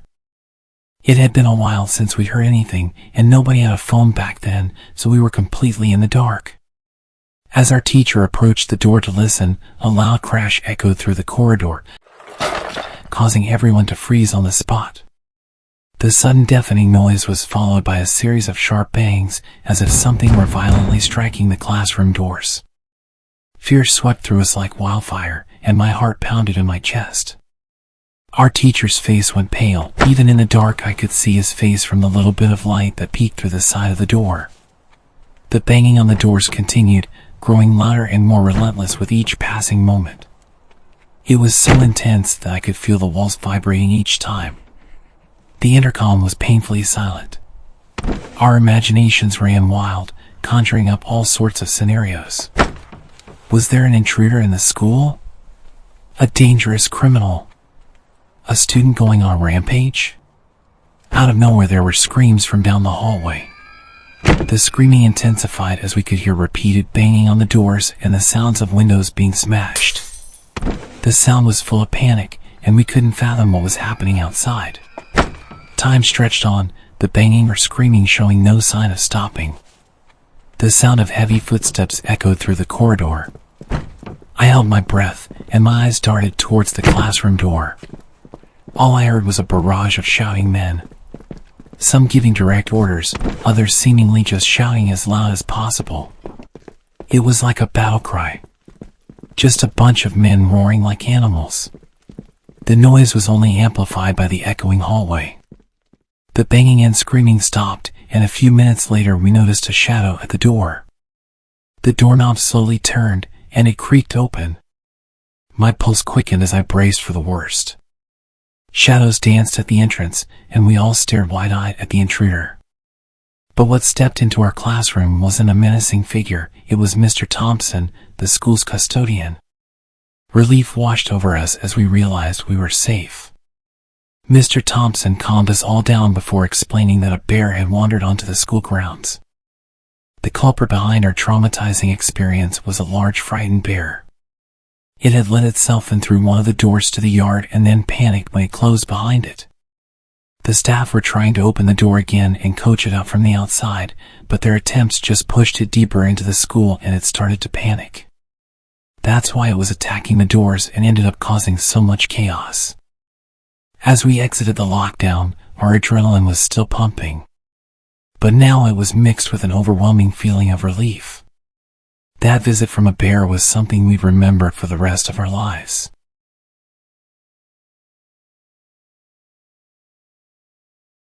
My middle school was once on lockdown, and I was actually somewhat a part of it. When our bus pulled up to the school, the doors opened and our principal and a few police got on the bus.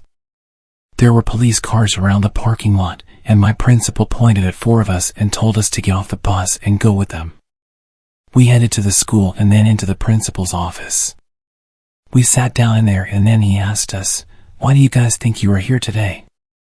One of the kids in there, I wouldn't really call him my friend, just someone I talked with at school, replied, "Mr. Principal, I heard someone was bringing a gun into school today." The principal looks directly into my eyes with a seriously fear-inducing stare. He says, "Yes. And I heard this person was bringing the gun in for you." When he said, "this person," it was clear he was hinting at me. And considering I had nothing to do with this, I thought this was hilarious but also terrifying. Damn, you could have heard a pin drop in the room with that silence. They'd already taken our bags off us for a search, and we had cops stood behind us, staring at us the whole time. The first guy, the one who had said he heard someone was bringing a gun in, finally decided to come clean. He just said, "You've got the wrong Michael." They'd already checked our bags, and at this point they started to pat us down. They saw that I clearly didn't have a gun, so the principal told me and my other friend to sit out in the lobby. While we were waiting in the hallway, we saw the officers following one of the teachers down towards the classrooms. Then our principal announced over the intercom that we were in lockdown. The kid they went looking for, his name was Michael, which is also my name. He brought a gun into school that day for the other guy in the office. The school said the gun was unloaded, but I don't know if I believe that. From what I heard, the gun was going to be given to the other kid because there was supposed to be a fight after school that day, and he wanted a way to protect himself if things got out of hand. The reason I was taken into the office with them is since the kid who brought the gun in was named Michael, they assumed that it was me. It kind of bothered me that I was searched by the police and treated like a criminal because they hadn't bothered to check which Michael might be more likely to bring a gun in. I was a super quiet teenager, never got into any trouble, and the other Michael was always in detention, would get into fights constantly, literally already had an incident with a gun in the past, and yet they heard the name Michael and assumed it would be me. I didn't even get an apology. Just sent back to my class once lockdown was over. My school was a place where not much ever really happened. But one sunny afternoon, things got real weird. School was the same old routine, teachers doing their teaching, and us students just trying to keep our eyes open. I was in Mrs. Patterson's class when we started hearing whispers. The rumors going around were that there had been some strange sightings outside. One girl said that she was followed as she came in late, another guy said he saw someone trying to climb the side of the school. Outside, it was a typical blue sky day, but with what we'd all been hearing, the bright summer's day managed to have an element of creepiness to it.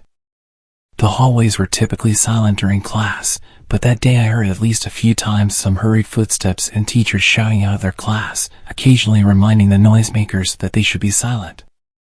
Recess came, but it felt different. No laughter, no shouting, just a strange quiet. We all stared at the trees around the schoolyard, wondering what the heck was up. Something wasn't right, but none of us wanted to come right out and say it. As the day wore on, the rumors got wilder. Some kids claimed they'd seen a guy lurking behind the trees, looking all scruffy and stumbling around. Others swore they heard mumbling coming from inside the school. Mrs. Patterson tried to reassure us, saying it was probably just our imaginations or maybe some lost hiker. But as the afternoon rolled along, we were all getting jumpy. Those odd sounds outside were getting louder, and people in the class were starting to lose it. Finally, Principal Mr. O'Connor made an announcement that we had to go into lockdown. Fear ran through the school as teachers rushed us back to our classrooms. We sat there in silence, waiting and wondering what the heck was happening. Minutes ticked by, each one filled with those strange sounds outside. Then, we heard police sirens. We all listened closely, hearts pounding in our chests. A loud bang echoed through the hallway, making all of us jump in our seats. Someone was pounding on the classroom door next to us, their fists hitting it with a force that made the walls creak. The screams of terror down the hallway grew louder. Mr. O'Connor showed up at our classroom door, beads of sweat on his forehead. He looked like he'd just dodged a bullet. "Stay here," he said, his voice shaking. "The police are here, and they'll sort everything out." There was a bunch of commotion outside the classroom, further down the hallway. Police were shouting at a guy to get down and show his hands. We could hear the guy shouting back at them, slurring his speech and saying something about not leaving until he gets her. Eventually we saw him being dragged out in handcuffs. The teachers found it impossible to calm us down at that point. Parents were coming into school to collect their children, and teachers had given up trying to teach anything. It turns out he was the father of a girl in another class. He had a big fallout with her mother and gotten drunk or high and came to pick up his girl after the mother threatened to never let him see her again. In the end, the whole thing was just sad rather than scary, but at the time it was the scariest thing that had ever happened to most of us.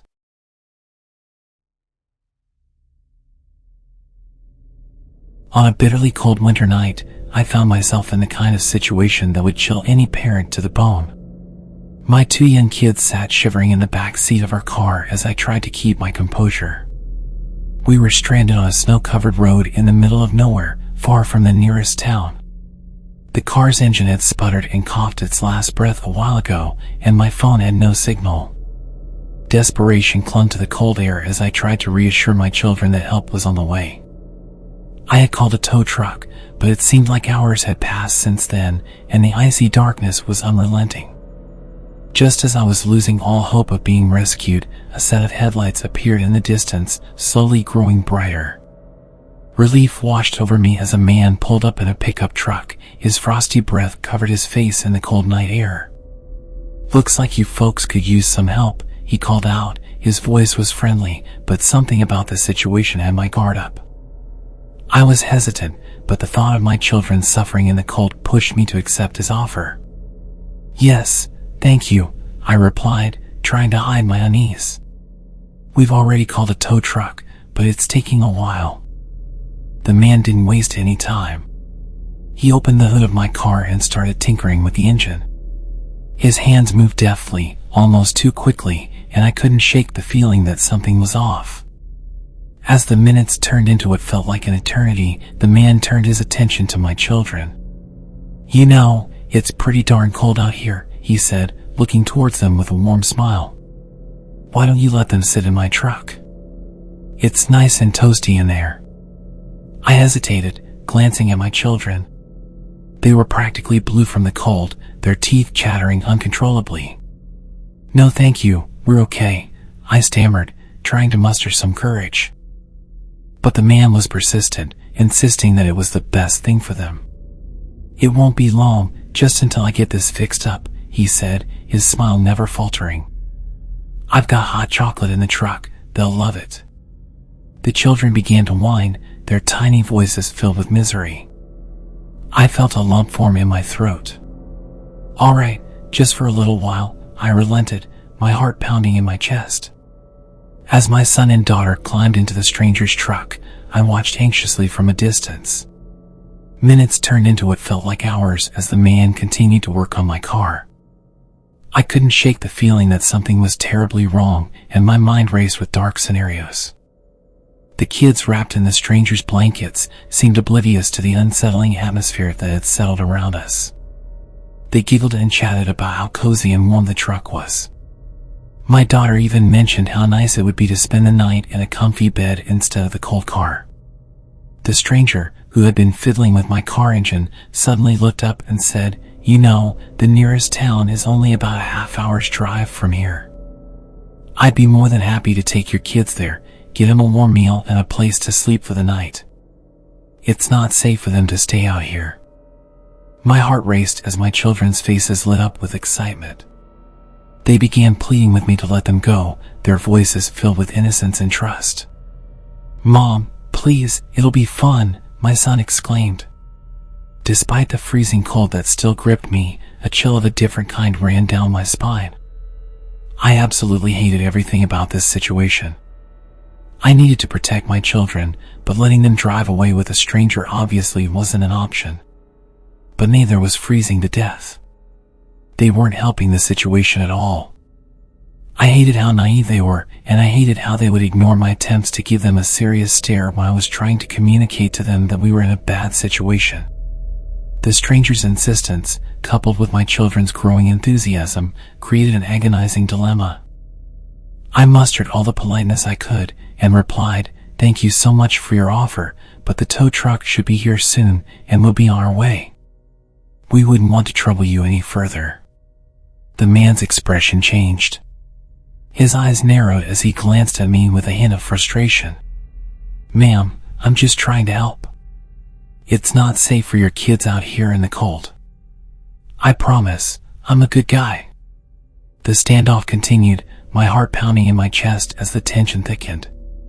The stranger's insistence clashed with my maternal instincts, and I felt a growing urgency to protect my children from whatever threat might be lurking behind his seemingly kind offer. As the minutes passed, the kids continued to shiver despite the warmth of the stranger's truck. I couldn't ignore their discomfort any longer. Trying to sound as composed as possible, I said to them, "It's time to get back into our car. The tow truck should be here soon." The children reluctantly agreed, and we climbed out of the stranger's truck, thanking him for his help. As we made our way back to our car, the man's eyes followed us. He seemed disappointed but didn't insist any further. I hurriedly bundled the kids back into the car, and we locked the doors. Just as we settled in, the distant sound of a tow truck's engine reached our ears. The tow truck arrived, its lights cutting through the darkness like a beacon of hope. The driver, a burly man with a kind face, jumped out and got to work on my car. As he worked, he glanced at me and the stranger. "You're lucky I got here as fast as I did," he said. His tone was serious. "You know, this road isn't safe at night. It's best to stay in your car." The stranger's demeanor changed instantly. His friendly smile vanished, replaced by a look of cold determination. Without a word, he climbed into his truck and sped away into the snowy night, leaving me with a chilling sense of dread. With my kids safely beside me and our car on the road to recovery, the sense of dread that had hung over me earlier began to fade. The late-night drive home, though still chilly, felt considerably less ominous than the creepy encounter we had just experienced. And as we finally drove away from that desolate stretch of road, I couldn't help but wonder what might have happened if we had accepted the stranger's offer to take the kids away in his truck. The thought made me feel sick, and I knew we had narrowly escaped a potentially perilous situation. The worst part about all of it was my children's lack of situational awareness. They were so eager to be taken away by a stranger. I made a very conscious effort to teach them more about dangerous situations, and that when mommy looks at them with a big serious expression and tells them something, that they need to listen and do as they're told.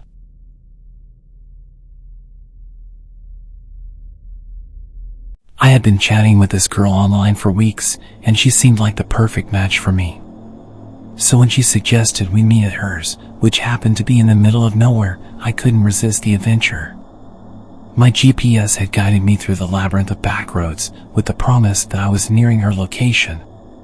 But as I rounded yet another bend, I found myself in the middle of a seemingly abandoned junkyard.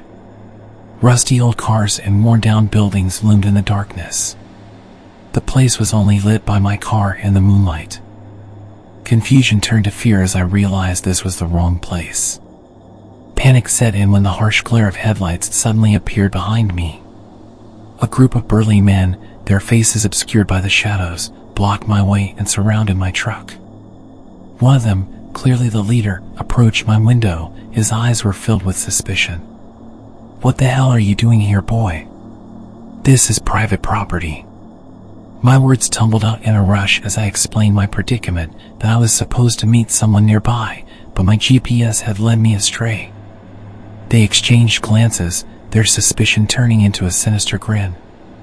Sure, the leader said, "but you see, we've been having some trouble with trespassers lately. Can't be too careful, you know?" His companions chuckled ominously. Without another word, I threw my car into reverse and backed out of there as fast as I could. My heart was pounding. I turned the car around quicker than I thought was possible, and I fumbled with the GPS, trying to tell it to return home. The men continued to shout at me as I sped away, but my troubles were far from over. My GPS, unable to keep up with my rapid escape, soon led me onto an even narrower road. Darkness surrounded me as I ventured further into the woods. My anxiety was making my legs shake aggressively, and my hands could barely follow simple instructions. With no cell service and no signs of civilization, I was well and truly lost. Suddenly, as if mocking my desperation, a deer bounded out from the shadows and onto the road. Panic surged through me as I slammed on the brakes, screeching almost to a complete stop. The deer barely reacted and just continued to slowly prance down the road. Suddenly, I noticed the rednecks from the junkyard had caught up, their truck now dangerously close behind me. They were leaning on the horn, yelling obscenities, and I really started to feel like I wasn't getting out of this alive. Desperation pushed me to follow the deer. I drove at a crawl, praying the animal would move aside. but it just dominated the road in front of me for a painful amount of time. It continued to run ahead of me. The longer it was there, the more it started to look like some type of demon. It looked like something you'd see in Norse mythology. Its horns looked like human arms reaching into the sky. My heart raced as I watched the creature's every move. The rednecks were relentless, inching closer, their voices growing louder, getting even angrier. The suspense was unbearable. I was trapped behind the deer, with nowhere to go, and a group of hostile men closing in behind me. The narrow road seemed to stretch on forever, and with every passing second I couldn't help imagine all of the different ways that I was going to be killed. The men in the truck behind me were starting to push into the back of my car, and I could hear the revving of their engine, eager to push me off the road. I really started to panic and started honking at the deer. I even contemplated abandoning my car and fleeing into the darkness, but I knew that would be futile. They would catch me within moments. As we continued our awful drive on that terrible road, the deer suddenly leaped to the side, disappearing into the dense underbrush. I seized the opportunity and accelerated. When I looked back in my mirror, I saw the deer jump out again right in front of their truck. They slammed on the brakes and were frantically shouting at it to get out of the way. I'm sure they had no issue with killing a deer, but ramming it with their truck at that slow speed would likely just make it angry, and it wouldn't be worth the damage. I didn't hesitate for a second as I went full speed down the rest of the road, hitting every bump with no regard for the condition of my car. I drove for what felt like hours, my heart still pounding, until I finally stumbled upon a small town. There, I found my bearings and eventually made it to the nearest motel. It was only when I locked the door behind me that I felt safe enough to breathe. As I lay in bed, trying to process what had happened, I couldn't help wondering about that deer. Was it merely a coincidence, a strange twist of fate? Or did it know what it was doing, sensing my fear, deciding to lead me away from danger and preventing them from chasing me? I'd almost completely forgotten about my date, and when I checked the app to tell her what had happened, she'd unmatched. I have mixed thoughts about the whole thing. Was she a catfish the whole time, luring me into danger? Did she think that I had ghosted her, so she unmatched out of embarrassment?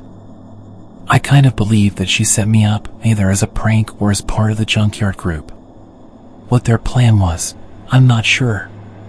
But I've given up with dating apps.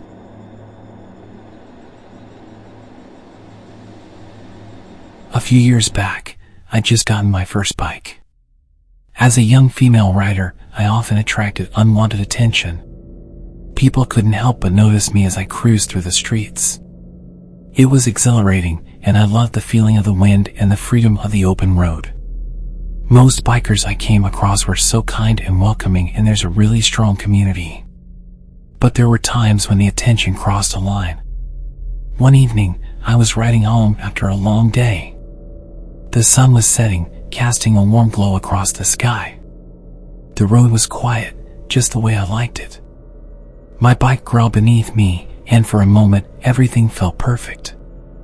But then, as I pulled into a gas station to top up my tank, I noticed him, a young guy on another bike, maybe in his 20s.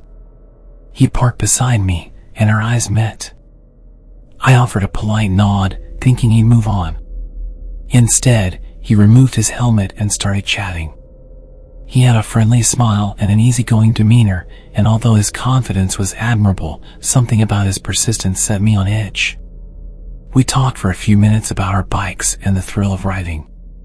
He seemed genuinely interested in getting to know me, but I couldn't shake the feeling that he was being a bit too forward. I nodded and kept my responses short, hoping he'd eventually get bored and ride off into the sunset. However, that wasn't his plan. After filling up our tanks, he hopped back on his bike and revved his engine, indicating that he was going to follow me. Anxiety began to creep in as I realized this stranger wanted to ride with me. This wasn't completely unheard of. I'd gone side by side a few times with some other bikers until we both go our own ways.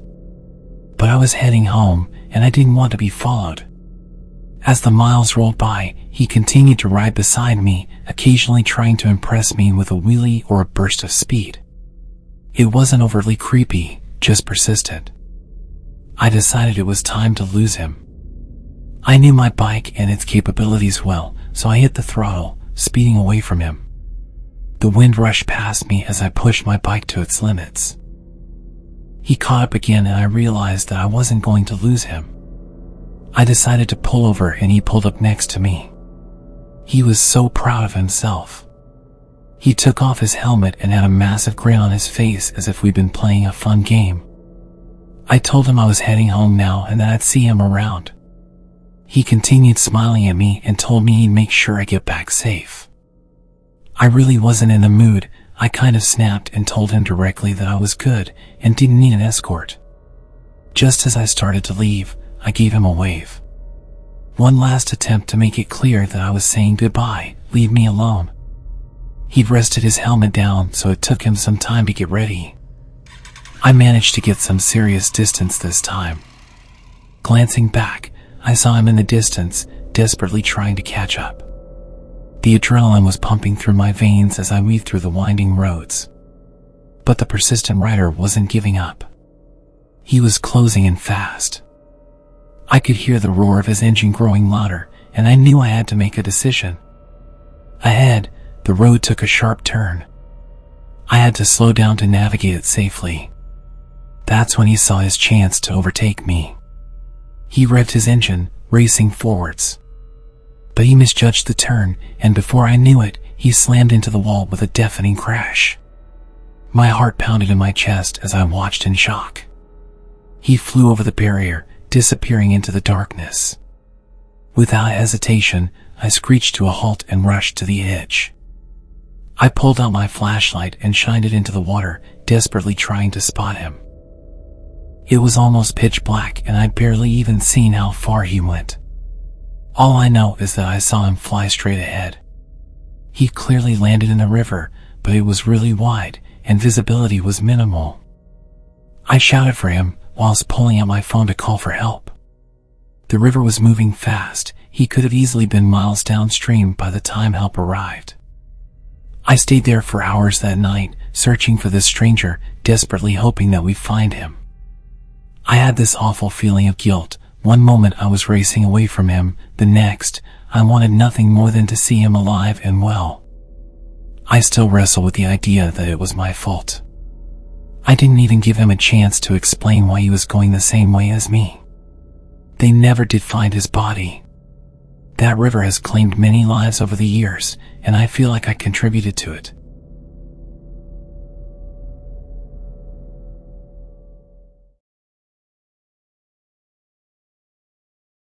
I was just 14 years old, and it seemed like an ordinary night. It was roughly around 9 p.m. I was at my younger cousin's house and I was babysitting for the night. Both of our parents had gone out for drinks and weren't going to be back until late. We were just lounging around, sitting in the living room, watching random shows on television. So we're sitting there and I was feeling really unsettled. Something was wrong, but I couldn't put my finger on it. I tried to ignore it and kept watching TV with my cousin, who was happily enjoying my company. The feeling wasn't going away. So I got up and walked to the back door to lock it. When I came back through the kitchen, I realized what was causing my weird feeling. In the window, there was a very decrepit and homeless-looking man. Just staring into the window, looking at my young cousin. Protective mode turned on. I pretended like I didn't see the guy and I told my little cousin that we needed to go upstairs because our parents would be home soon and they wouldn't want him to be staying up late.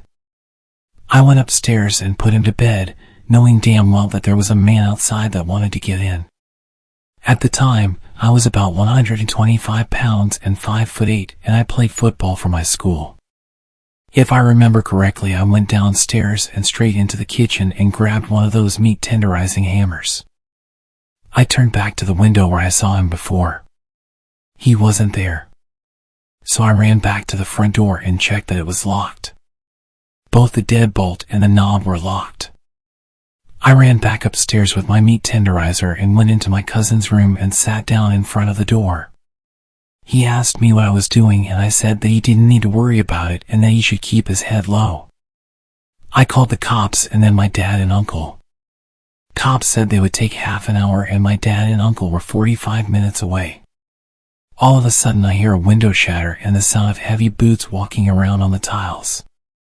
I told my cousin to stay calm and hide under the covers. I whispered to him that he needed to stay silent. I could hear the guy walking around downstairs. It was horrifying. I gripped that damn meat tenderizer and waited.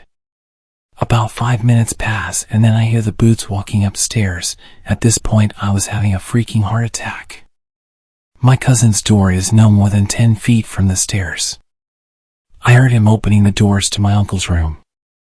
Then the bathroom. My cousin's door was next along the hallway. I was shaking with adrenaline at this point. Suddenly, he decided to walk back downstairs and I heard him open the door to the basement. 15 minutes later the police showed up and burst into the house. They came up to our room and I told them that I heard him go into the basement. They rushed down there and caught the guy without much fuss. It turned out the guy was loose from a mental hospital from the city about 20 miles away. He had the mental age of a child and had broken into a few other houses in the area. I had nightmares for months afterwards.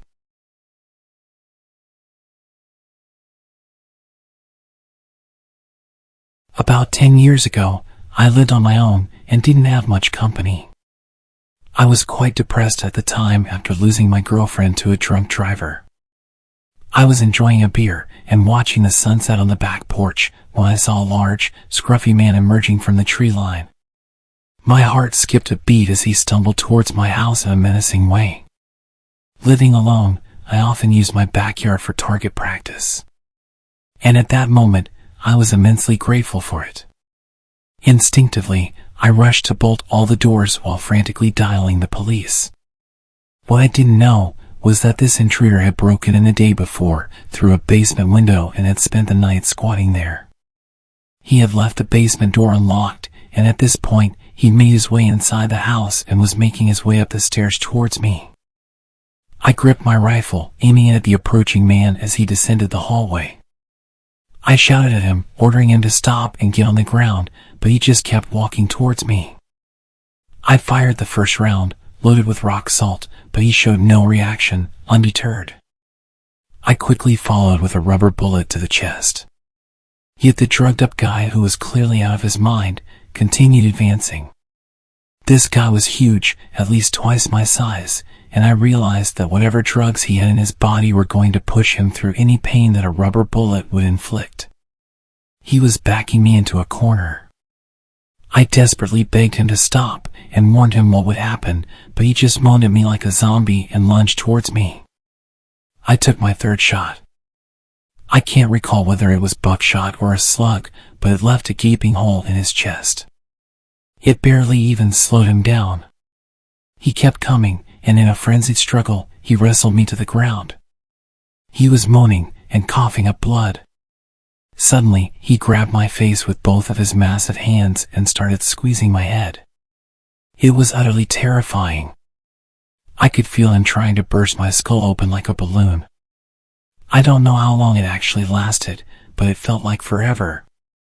Eventually, the injury finally caught up with him, and he died on top of me. I was laying with him crushing me for a few minutes. My energy was completely drained, and I could barely breathe with his weight on top of me. His body was pushing my rifle into my chest, and it was causing me serious pain when I tilted his body to the side. I was completely drenched in his blood, and I can still remember the overwhelming smell. I'd completely forgotten that I was still on the phone with the operator, who had heard our entire exchange, which more or less amounted to me pleading, "Stop, or I'll shoot," and the man menacingly taunting. The police arrived soon after, and the incident made it to the local papers. There was a criminal investigation, but eventually, I was cleared of any wrongdoing.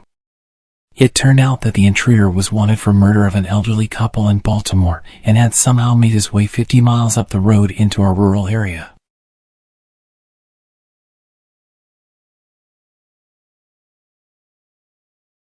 I was 18 and chilling in my friend's apartment alone. We lived in a duplex. He was on the top floor and I was on the bottom.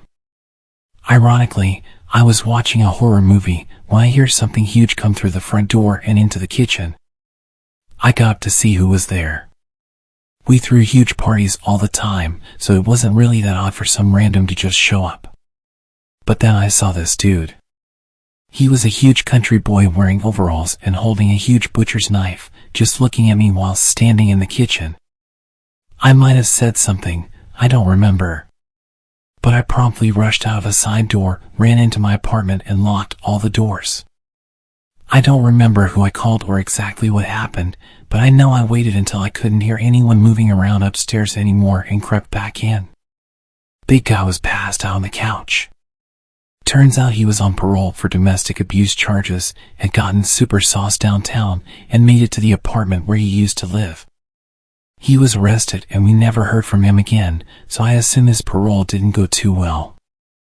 I also have another story from that apartment, possibly related. Again, I was home alone and waiting for my friend to get back so we could play some Xbox. It's like 1 a.m. and suddenly there's aggressive banging on the door. As I mentioned, it wasn't unusual to have unexpected guests, but banging like this? Not normal. I get closer to the door and this guy is screaming about money, and he kept referring to someone called Big Man. Open the door, Big Man. Big Man apparently owed him $10,000 and he was here to collect. He had something metal, I assumed it was a gun, or a metal baseball bat. I could hear the clang noise when he'd smacked the door.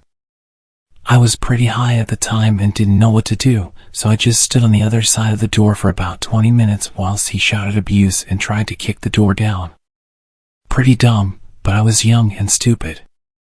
He did eventually leave and I don't know if he came back one night during a party or what, but I never heard about him again. One final thing that happened in that apartment.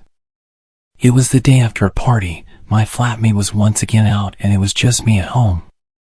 There was a knock at the door and I looked through and could see a delivery guy. I opened the door and he says he's got a delivery for me, already paid for. He's just carrying a delivery bag that seems suspiciously light. He asks where's Jason and I ask who that is. He tells me Jason ordered it and says he can only deliver to Jason because he paid for it. I didn't know anyone with that name and the guy didn't look like your typical delivery guy. I told him he must have the wrong address and this guy shoves his hand in the door and pushes it open whilst I'm trying to close it. We have this intense standoff where I'm trying to tell him that Jason doesn't live here and he insists that I let him in to check. He gives me this serious stare and tells me it's just Jason he needs to see. He decided to drop the delivery man act, and it was clear that he and Jason had business. I was about to let him in to prove that Jason didn't live here when my flatmate came home and celebrated the fact that I'd ordered pizza. The guy dropped his bag and left. It took me a while to put all of the strange encounters together. The guy on parole who'd broken in originally was probably the guy that owed people money and had people showing up to get him to pay. We both moved out a few weeks later. That place was too much trouble.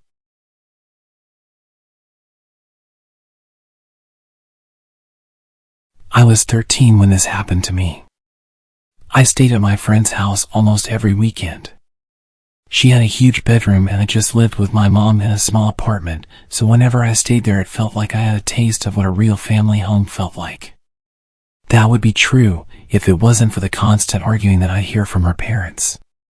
Her dad was always really nice to me, pretty much treating me like his own daughter. He'd buy us food and DVDs and make sure that we had the best sleepovers every week. Her mom, on the other hand, was always quite cold with me. She wouldn't really even speak to me. Most of the arguments that I could hear were her shouting at him. Looking back, I realized that she was emotionally manipulating him, claiming he didn't love her and accusing him of being sleazy. But at the time, I just thought this was what parents would do every night.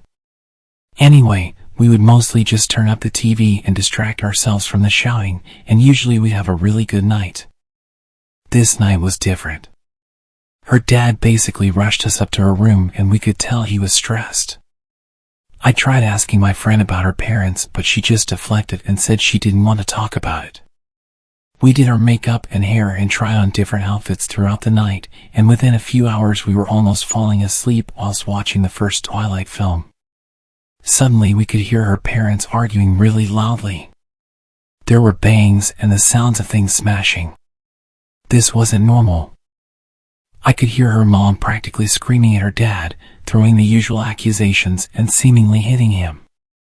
I know this because he was shouting stop. At some point he started to make his way upstairs, and I hear him slam the door to their bedroom just next to the room we were staying in. It wasn't long until her mom made her way upstairs and burst into their room. I heard him shouting, "What the hell?" And then lots of screaming and shouting.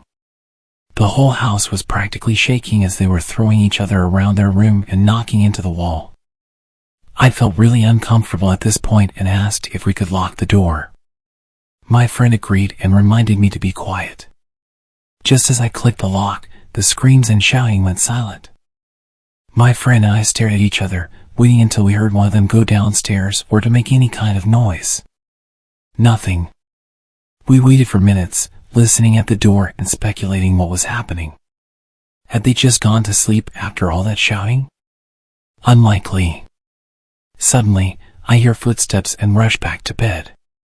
There's a gentle knock on the door. "Honey, are you awake?" Her mom was coming to check on us. She literally never did this. Before my friend could respond, her mom tried to open the door. She realized it was locked and then immediately started shouting loudly, "Open the door! Now!" I looked at my friend with begging eyes and told her not to open it. Her mom started pleading with us through the door, kicking it loudly, sending massive shocks throughout the room. Her mom turned her attention to me and started ordering me to open the door, gradually getting more nasty, telling me I was a leech and that I would end up like my mother, alone and miserable. I started crying and so did my friend. At this point I called my mom and told her what was happening. She could hear the door being kicked and the nasty comments, and she told us to put something in front of the door. She told me she had to hang up for a moment whilst she called the police, and we were both left there waiting for this terrifying moment to be over. The banging stopped and I could hear her mom's footsteps going down the hallway. The footsteps came back towards us and then things got seriously disturbing. The end of a knife burst through the door. It was shiny and long, and she repeatedly stabbed the door, gradually chipping away at the cheap wood. We were obviously screaming uncontrollably at this point, and I have a vivid memory of exactly when I noticed something terrible. As the knife came through the door, I noticed that the white paint around the hole started to turn red. It looked like the door was bleeding. My first thought was that she'd hurt herself whilst on her rampage, but my friend's screams suddenly made me realize exactly what had happened. She started screaming for her dad. It hadn't even crossed my mind. She'd only walked a few steps to go and collect this knife. Why would she have a knife in her bedroom, and why would it be covered in blood? Up until this point I thought we were just going to be in trouble with her psychotic mom. Maybe she would take away our snacks and make us go to bed, or send me home. I was pretty naive, but it just didn't cross my mind that she was going to kill us. The door was slowly coming apart and she was just grunting loudly every time she'd stab the door. She was evidently getting tired, but she wasn't giving up. My friend was still screaming for her dad and I was a complete mess, crying and pleading for her mom to stop. She started trying to reach her hand through one of the cracks she'd made, but she couldn't reach the lock.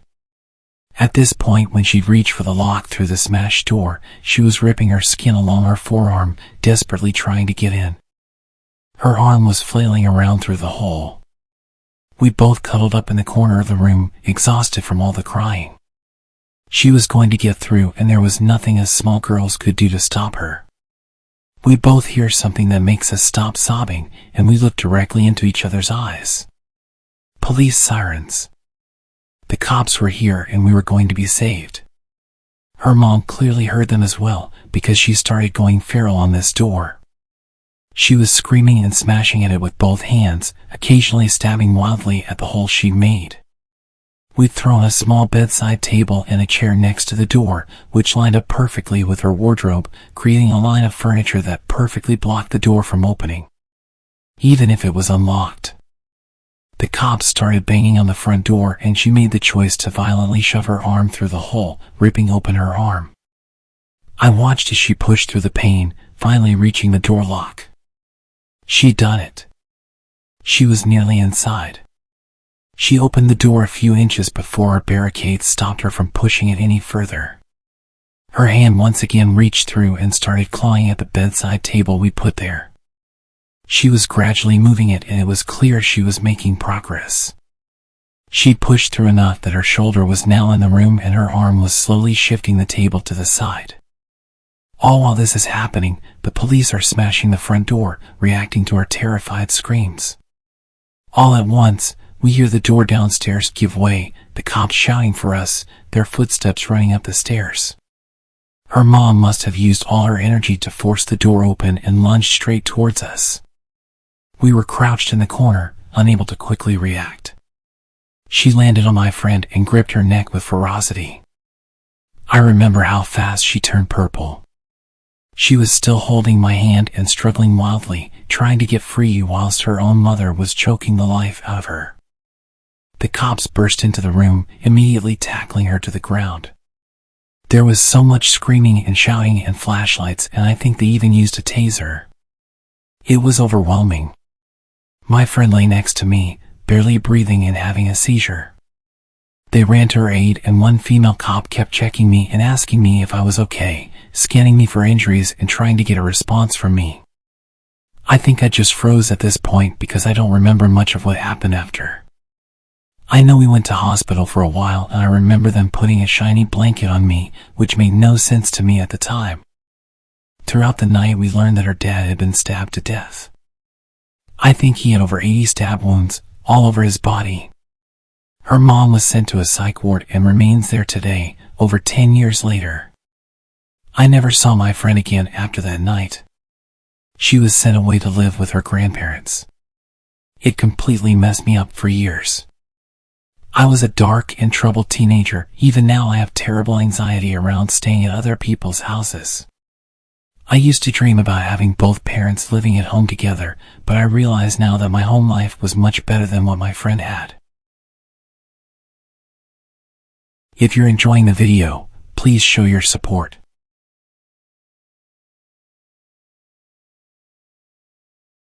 Even though this happened 12 years ago, I still remember it very vividly. When I was 14, I was visiting a friend I hadn't seen in a few years, and we were pretty excited to hang out again. His parents always treated me like I was their own son, so I was pretty stoked. He lived on a 20-acre ranch with 2 dogs and a cat. We were watching horror movies with all the lights off in his family's camper out on their driveway, while the family was inside.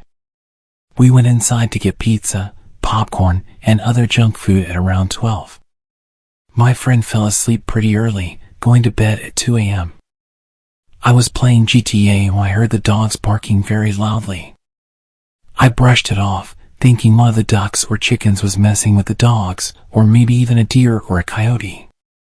Fast forward about 20 to 30 minutes, I needed to take a piss, so I went out, and I will never forget the face that looked back at me. The person ran off into the dark toward the entrance to the ranch. Sure, I was alarmed, but I still had to take a piss. I finished my business and went back inside, making sure to lock the camper door before returning to what I was doing. About another 20 to 30 minutes later, I heard the dogs barking again. This time, I woke up my friend and told him everything. He was skeptical at first, but then he looked out the blinds of the camper, and I will never forget the look on his face when he looked back at me.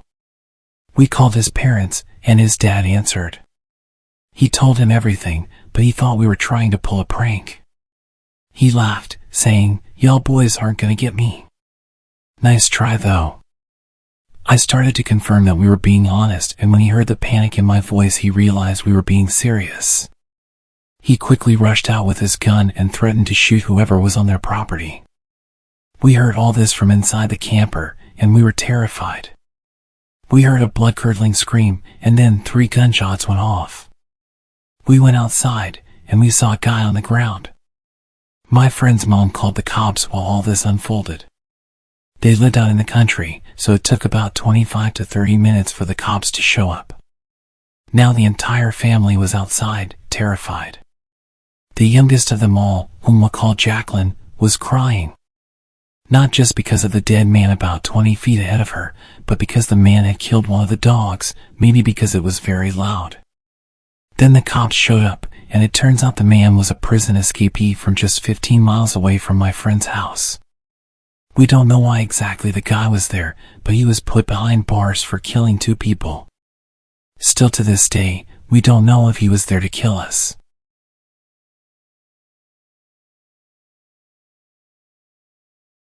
My best friend was sleeping over when we were about 11 or 12, and we were hanging out in my room. I was on my bed and she was on a mattress between my bed and the window. Out of absolutely nowhere, we hear a bang and my wall-length window totally shatters. Glass flies all around the place and we both got cut pretty bad. We both start losing our damn minds and run out of the room. Both of us were covered in blood and we cut our feet as we ran over the glass.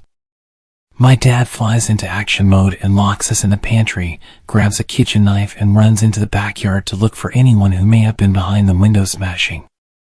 There was no one, so he calls the police and tends to our injuries. When the police arrive, they search my room for a cause and discover a huge solid ball bearing, presumably from a truck.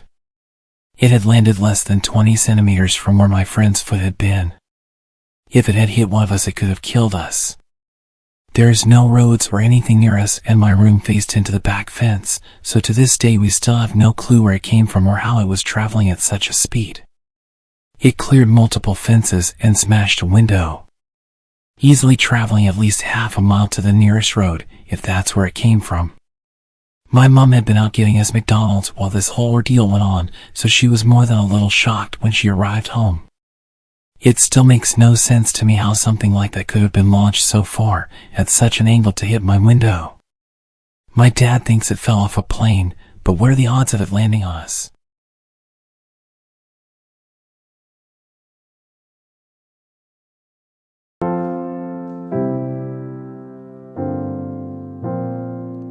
Murder, ooh, it's a murder on the dance floor. You better not kill the groove, DJ. Gonna burn this goddamn house right down. I know. A few years back, I worked part-time covering as a karaoke host at a local bar. I've had a few run-ins with drunken idiots, but this one was by far the scariest. I'd only been working there about 3 weeks at this point.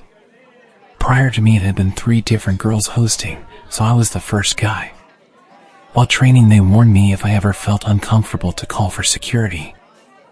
I immediately took that as guys getting too handsy with the girls, so I figured I wouldn't have any issues since I was the first guy here. I quickly learned that the difference for me would be that people tend to get more aggressive with a guy than with a girl. So it was a Saturday night and I was hosting. It was about 1 a.m. and almost everyone in the bar was drunk, and karaoke had been going pretty smoothly. So I call someone up, and he says he wants to sing Zombie by the Cranberries.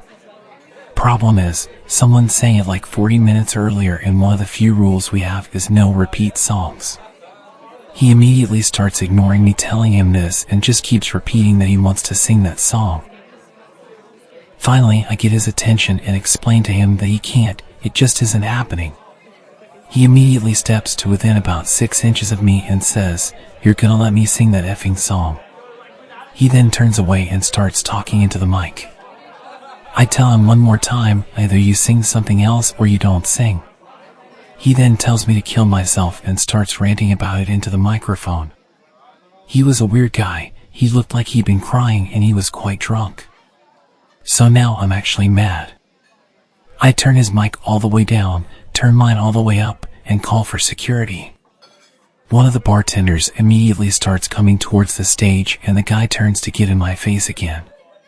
Now, this is where it gets kind of silly. I'm like 5 feet 11 inches and 160 pounds, not a huge guy by any stretch of the imagination. The guy giving me shit is a good 3 inches taller than me and about the same build. The bartender, on the other hand, is about 6 feet 2 inches and 230 pounds with a massive beard and does kickboxing for fun. He's jacked and scary. He gets in the guy's face and the guy immediately steps back and starts talking about how he's so self-conscious about his singing and it's the only song he loves, but he understands the rules and just misunderstood me. It was kind of funny how quickly he backed down. He asked me one more time to let him sing that song and told me it was his girlfriend's favorite. I told him we just can't do it, but I'd let him choose another song. He took some time before finally choosing Rage Against the Machine.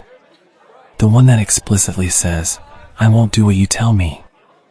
As the bartender is walking away, the drunk guy says into the microphone, "This song is about fighting against tyrants." My coworker immediately does a 180 and gets about 5 feet away from him and says, "If the next words out of your mouth are words to that song, I'm going to throw you out." Something in him snapped at this point. He picked up the microphone, looked me right in the eyes and said, "I'm going to sing that song tonight." The bartender immediately grabbed him and threw him out of the club. He came back over to me and apologized, but I wasn't bothered at all. I honestly thought the guy would just sing along to the second song choice. The lyrics are literally, "F you, I won't do what you tell me." It would have been more entertaining. We never really had too many issues at this club, so security wasn't exactly tight. The night went on, a few more groups came up to sing different songs, and I'd completely forgotten about the emotional drunk. It must have been about an hour later when suddenly I see a bit of commotion at the entrance. The bartender is blocking someone's path and clearly gesturing for them to leave. I obviously couldn't hear what was being said, but I could see that he was getting physical with someone. That's when things took a turn. The sound was unmistakable. I saw the bartender fall down onto the floor almost immediately and people around him started panicking. As he fell, I saw the man he was arguing with. It was the emotional drunk guy from earlier. I was positioned in a cramped little hut with a DJ deck and the only way out was the doorway directly facing him, so I just crouched down and tried peeking through a gap. I watched in terror as he walked straight towards me. He aimed the gun directly at my face and with tears in his eyes, he demanded I play Zombie by the Cranberries.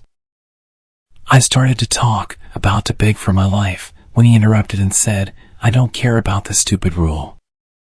Like he thought I was going to mention the repeated song rule with a gun pointed at me. "Please. Just do it. I have nothing against you."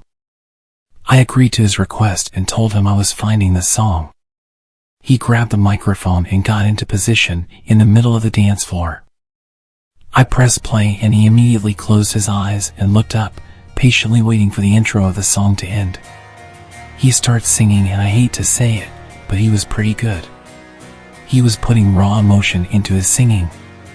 He was using his arms a lot to gesture, which meant that the gun was pointing all over and I was constantly flinching. Practically everybody had ran out of the club at this point and I was still trapped in my stupid DJ hut. I think I was too scared to move, but also completely struck by the bizarre experience. As the lyric portion of the song came to an end, he started to look around. I felt a flush go through my whole body as I realized what was about to happen. He looked down at the gun, then towards the bartender on the floor, then back at me. "I'm so sorry."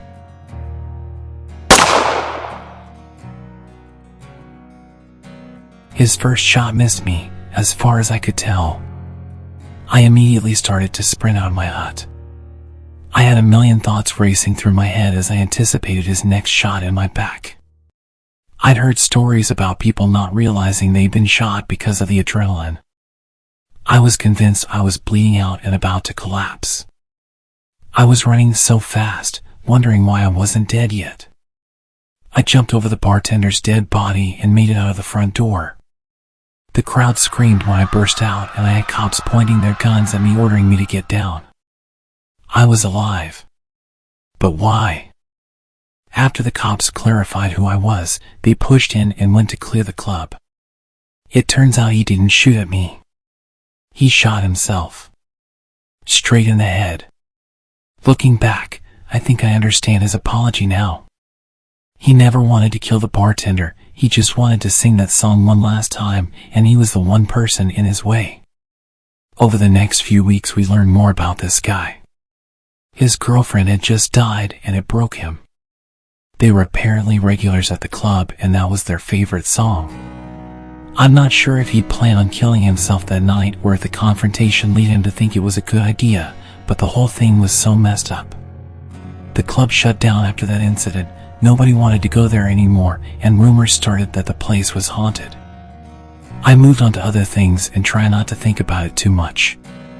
It gave me a new appreciation for life, even if that song gives me panic attacks.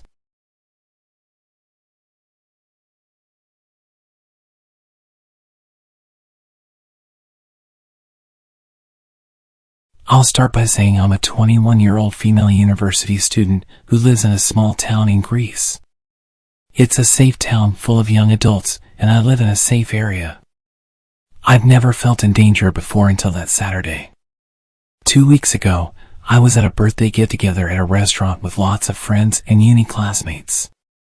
We were mostly drinking wine, and it was enough to get me tipsy, as I hadn't eaten anything before I came out. After we had dinner and drank, everyone started to leave, and a smaller group of us decided to continue the birthday party and go bar hopping.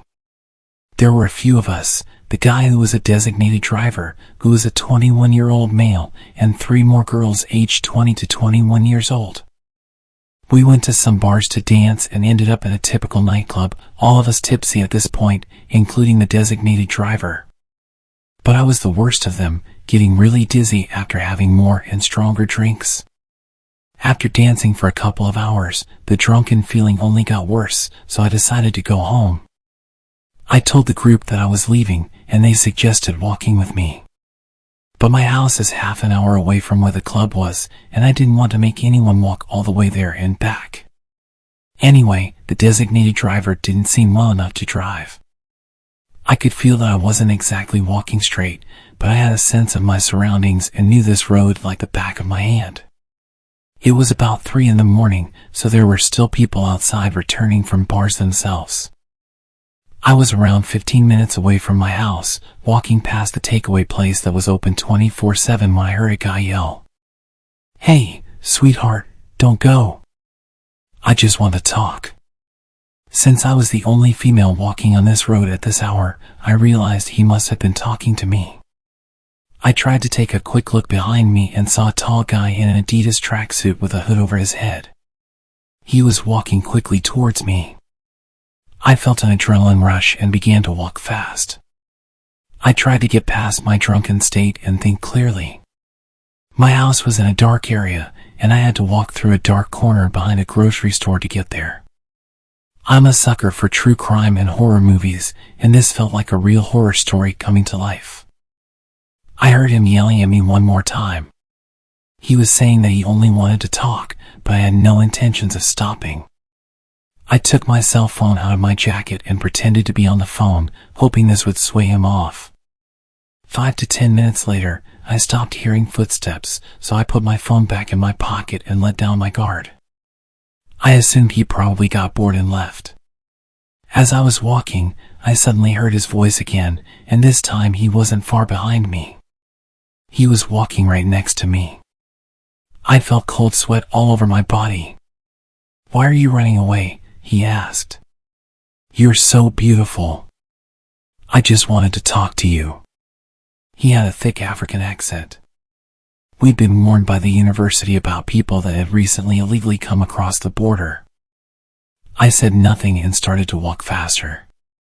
He seemed around my age and had a cigarette hanging from his mouth. "Do you have a boyfriend?" he asked. "Yes, sorry."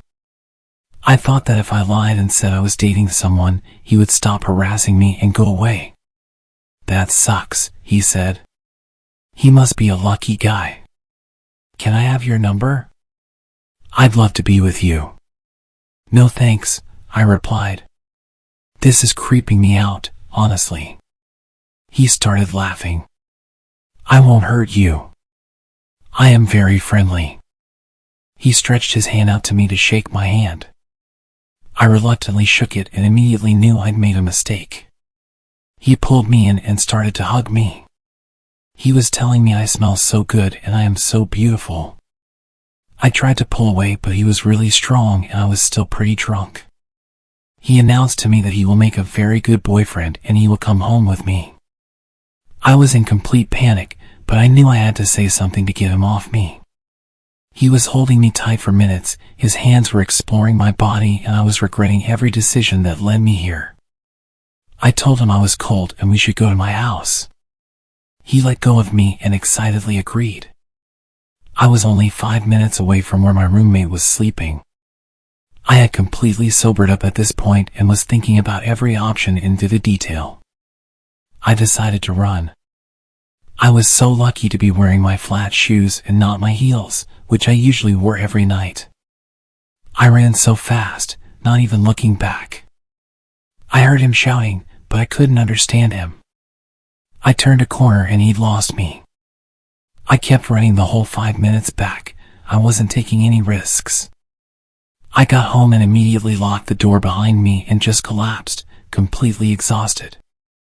I started crying and just wept against the front door for a good few minutes. My friend came downstairs and found me, and I explained what had happened. Nothing came of it afterwards, and I stupidly didn't call the police, but we did make sure that our designated driver in the future wasn't allowed to drink.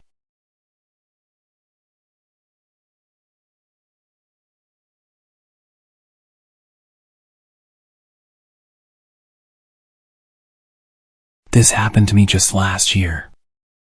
I'd recently turned 18 and could finally go to a club legally. I'd used fake ID at bars before, but never actually been out to a club. I'm in the UK, where 18 is the legal drinking age. Anyway, it was me and 5 friends, and we had one older guy with us who was 20, so we trusted him to lead the way and show us the ropes. We went from bar to bar, drinking as much as we could, and eventually ended up in a proper nightclub. I've always been quite a sociable guy, and when I've had a few drinks, I get really chatty and friendly. This group of lads were dancing next to us, and one of them kept bumping into me. I didn't think he was doing it on purpose, so I tapped him on the shoulder and tried making conversation. I politely told him that he was bumping into me pretty hard and joked that he nearly spilled my drink. I thought I was making friendly banter, but I guess he thought otherwise. He punched me in the nose and I blacked out for a second. I stumbled back and suddenly they're all having a brawl. I didn't throw any punches and just tried to help my friends and pull everyone apart. Suddenly, I'm grabbed from behind by a massive bouncer, or whatever you call them in America, doorman. He pulls me by the collar and throws me outside and tells me to go home. Within a few seconds, the rest of the bouncers throw out a few more guys, and I realize I'm in big trouble. None of them were my friends. It was just the group of lads that had attacked us. I tried to reason with the bouncers that I wasn't with them and that they were gonna mess me up. But they just pushed me away and swore at me. I turned to look at them and they made it a few meters down the road. I think I'm safe, but then one of them turns around and spots me. I wasn't taking any chances. I just started sprinting. I ran like an absolute mad lad. My heart was bulging through my chest and my pulse was echoing through my skull. They were chasing me, and I could hear them shouting, but I've always been pretty athletic, so I outran them without a problem. My nose had been bleeding this whole time and my new shirt was drenched in blood. I made my way into another club and messaged my mates about what had happened. They didn't reply for about 40 minutes and told me they didn't even realize I'd been kicked out. Didn't hang out with them much after that.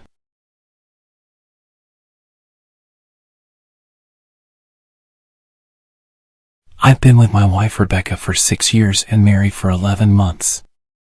Our entire history together has been very normal and never once have I noticed any weird behaviors or red flags.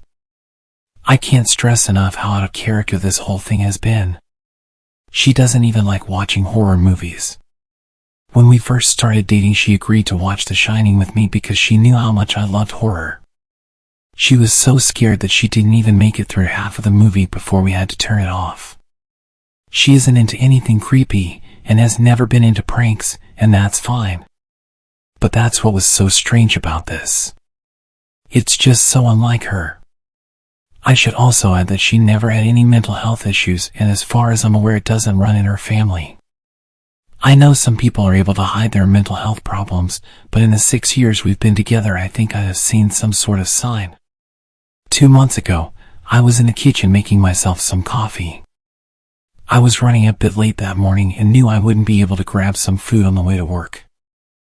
I took a sip of my coffee as I hurried down the hall towards the front door when I happened to notice Rebecca peeking at me from around the corner ahead of me. I could only see her eyes and a strand of her long dark hair hanging against the wall. The rest of her body was concealed behind the corner. I nearly spilled my coffee when I saw her. "What the hell, Rebecca?" I said, wiping a few drops of coffee from my pants. "You scared the hell out of me." She immediately popped out of view like a little kid that had been caught. I heard her scurry off towards the living room, and by the time I got to the front door she was out of sight. It was really weird, and just totally out of character for her, like I said. But I also found it kind of funny that she was being more playful and a little less serious. I shouted that I loved her, and called her crazy. As I shut the door behind me I heard her laughing. Her behavior was a bit odd, but it certainly wasn't something to call a priest over. I forgot about it by lunch, and by the time I got home she was her usual self. I didn't bring it up, and life went on. The next incident happened 3 days later. It was around 2 a.m. and I had woken up to get a drink. I was standing at the kitchen island, glass of orange juice in my hand, when I felt a strong feeling that I was being watched. For whatever reason I looked down at the floor and saw my wife's smiling face staring back. She was peeking at me from the other side of the island, staring up at me with wide unblinking eyes, and grinning. Grinning like the Cheshire Cat. I screamed, I'll admit it. Not out of irritation, but fear. For some reason at that moment I was scared. At the sound of my scream she scurried backwards out of my view, her hands and feet smacking the tile floor as she hurried out of the kitchen on all fours. I didn't run after her, or even shout. I just stood there frozen in shock, wondering what the hell had possessed her to do that. It took me a little longer than I'd like to admit to go back upstairs, but I eventually did. When I got to our bedroom, Rebecca was lying on her side asleep. Or at least pretending to. I stood there for a while, watching her breathing, to be sure she really was asleep. I had the feeling she might jump out at me the moment I got into bed. I climbed in, and she didn't even move. Her breathing was soft, and I was starting to wonder if I'd dreamt the whole thing. The next morning I waited for her to come down for coffee, and after handing her a mug and kissing her cheek I decided to ask her about it. "What was that about last night?" I was keeping my tone light so I didn't offend or embarrass her. She frowned over her cup of coffee, shaking her head like she had no clue what I was referring to. "You were peeking at me again. From over there," I said, pointing to the spot on the floor by the kitchen island. She followed my gaze, and when she looked back at me she burst out laughing. She laughed so hard that I couldn't help joining in. "You creep me out sometimes, you know that?" She laughed at what I'd said and wrapped her arms around my neck. "You creep me out all the time, so I guess we're even." We said our goodbyes and left for work. As I drove I kept thinking about how creepy it had been seeing her grinning at me from behind the island like that. The sounds her hands made on the floor as she crawled away. I told myself she was just trying to be silly. Just trying to join me in my love of all things horror. It's not like I was afraid of her. But it still didn't sit right. I started seeing her peeking at me more and more. Sometimes she'd be peeking out from behind the couch or living room curtains. Once she even managed to get inside her grandmother's old trunk that sits at the foot of our bed. I might not have even known she was there if the trunk's old hinges had not given her away. She had the lid propped up just enough so that only half of her face peeked out. She'd been grinning like an excited toddler. It was unnerving. I didn't even know what to say to her. All I could do was stare. When I finally found my voice, I asked her why on earth was she doing this. She didn't answer, but she had slowly closed the lid, shutting herself inside the trunk. I just walked away, feeling disturbed. I didn't understand why she was doing it, but it clearly made her happy. I just hoped she would tire of the game quickly. Rebecca didn't peek at me for the next 2 weeks. I started to think she was done with her weird prank, and I was relieved. We were watching a show on Netflix one night, and I jokingly said that I hadn't seen her peeking at me lately, and that she must have given up on her game. She looked up at me with a small smile and said, "Maybe I've just gotten better at it." I didn't say anything, but I wondered whether or not she was joking. For the next few days, I couldn't stop thinking about what she'd said. Was she still peeking at me when I wasn't looking and I just hadn't noticed? And if so, what the hell was she getting out of this? I started to feel paranoid, constantly checking whether she was watching from around the corner or behind a door. I was jumpy whenever I was home and she wasn't in full view of me. I felt stupid and a little crazy. But after a few weeks without another incident, I began to relax. I stopped checking behind furniture and walls and told myself it was just a bad memory. Then a few days ago things got so much worse. Rebecca left to go to a friend's, and I lounged on the couch and played a couple games on my laptop. Around 9 p.m. I hopped in the shower, and as I was washing the soap from my hair, I felt that awful feeling that I was being watched. I slowly opened my eyes and almost had a heart attack. Rebecca was peeking from behind the shower curtain, her entire head stretched into the shower, leaving just her body outside. Her long dark hair hung against the curtain, the ends dripping with water. Her mouth hung open in a terrible grin, eyes wide open and red, as if she hadn't blinked in a while. I screamed and jumped back against the wall. She didn't move, nor did her smile waver. Her makeup ran down her cheeks in 2 black streaks. She looked giddy and completely deranged. I was terrified. We stood like that for a few moments, neither of us saying a word. Finally, after what felt like forever, she slowly pulled her head back out of the shower, and I watched her blurry figure through the curtain as she moved backwards towards the bathroom door. A second later, the bathroom door slammed shut, hard enough to rattle the mirror. I screamed again and jumped out of the shower to lock the door. I stayed inside the bathroom for over an hour. Maybe I overreacted, but joke or not, I wasn't going to put up with the craziness anymore. That's what I kept telling myself as I paced in my bathroom, stopping to listen at the door every few minutes. Suddenly I heard a muffled sound, and I pressed my ear against the bathroom door, straining to listen. I couldn't hear anything, but I envisioned Rebecca standing on the other side of the door, giggling at her joke. I felt a surge of anger. I was beyond annoyed at being made to feel scared in my own house, and having to hide in the bathroom for an hour. All for what? If it was a joke, it was an awful one. What the hell, Rebecca? I snapped. This is getting really annoying. I waited for her to apologize, or to call me a jerk. But instead, I heard a faint moan. So quiet, I wondered if I heard it at all. And then complete silence. Rebecca?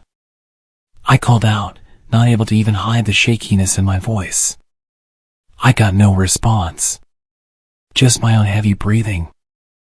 I swear to God, just stop it. I yelled at her, pounding my fist on the door. I waited for her to cuss me out, something I would expect from me talking to her like that. I never screamed at her before. But there was nothing. Just the occasional drip from the shower head. I won't deny that I was scared. Too afraid to open the damn door and face my own wife. I waited another 30 minutes or so, which feels like a lifetime when you're scared. Finally, I decided I wasn't going to spend the night hiding in my bathroom, so I got down on my knees and peered under the door. I almost expected to see her face peeking back at me, but thankfully she was gone. I could see straight down the hallway to the top of the stairs, but no Rebecca. I didn't know if I should be happy about that or not. I looked for a few minutes, waiting to see her head pop up over the top step, but it never came. I stood up, my hand hovering over the door, and prepared myself to open it. I slowly turned the lock with shaky fingers and was about to yank it open when I heard a sound that still makes me feel nauseous when I think about it. A moan, louder than before, but this time I was able to tell just where it was coming from. I turned my head to the closet door as if in slow motion and locked eyes with my wife, who was peeking out at me from the slight gap. Her eyes were still wide as ever, and her mouth was hanging open in the most grotesque gaping smile. I didn't even scream. I was too scared for even that. Her hands were clasped to her chest, body trembling with sheer delight, as if she could barely contain her excitement. A short raspy moan bubbled up from her throat, deep and raw, sending a shiver through my entire body. Somehow I found the ability to pull the bathroom door open and ran as fast as I could all the way down the steps, snagging my keys and phone from the table in the living room before running outside to my car. I could hear her shrill laughter behind me, but I didn't hear her getting closer. I didn't bother shutting the front door. I drove away from the house faster than I legally should have, shivering the entire time, either from fear or the cold. Maybe a little of both. I hadn't grabbed a coat or even a pair of shoes. I was still in my boxers and my hair was still damp.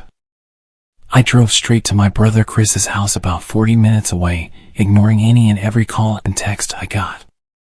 I didn't check my phone until I was safely parked in my brother's driveway. Rebecca had called 4 times and sent a flurry of texts, all wondering where I'd gone and why I left like that.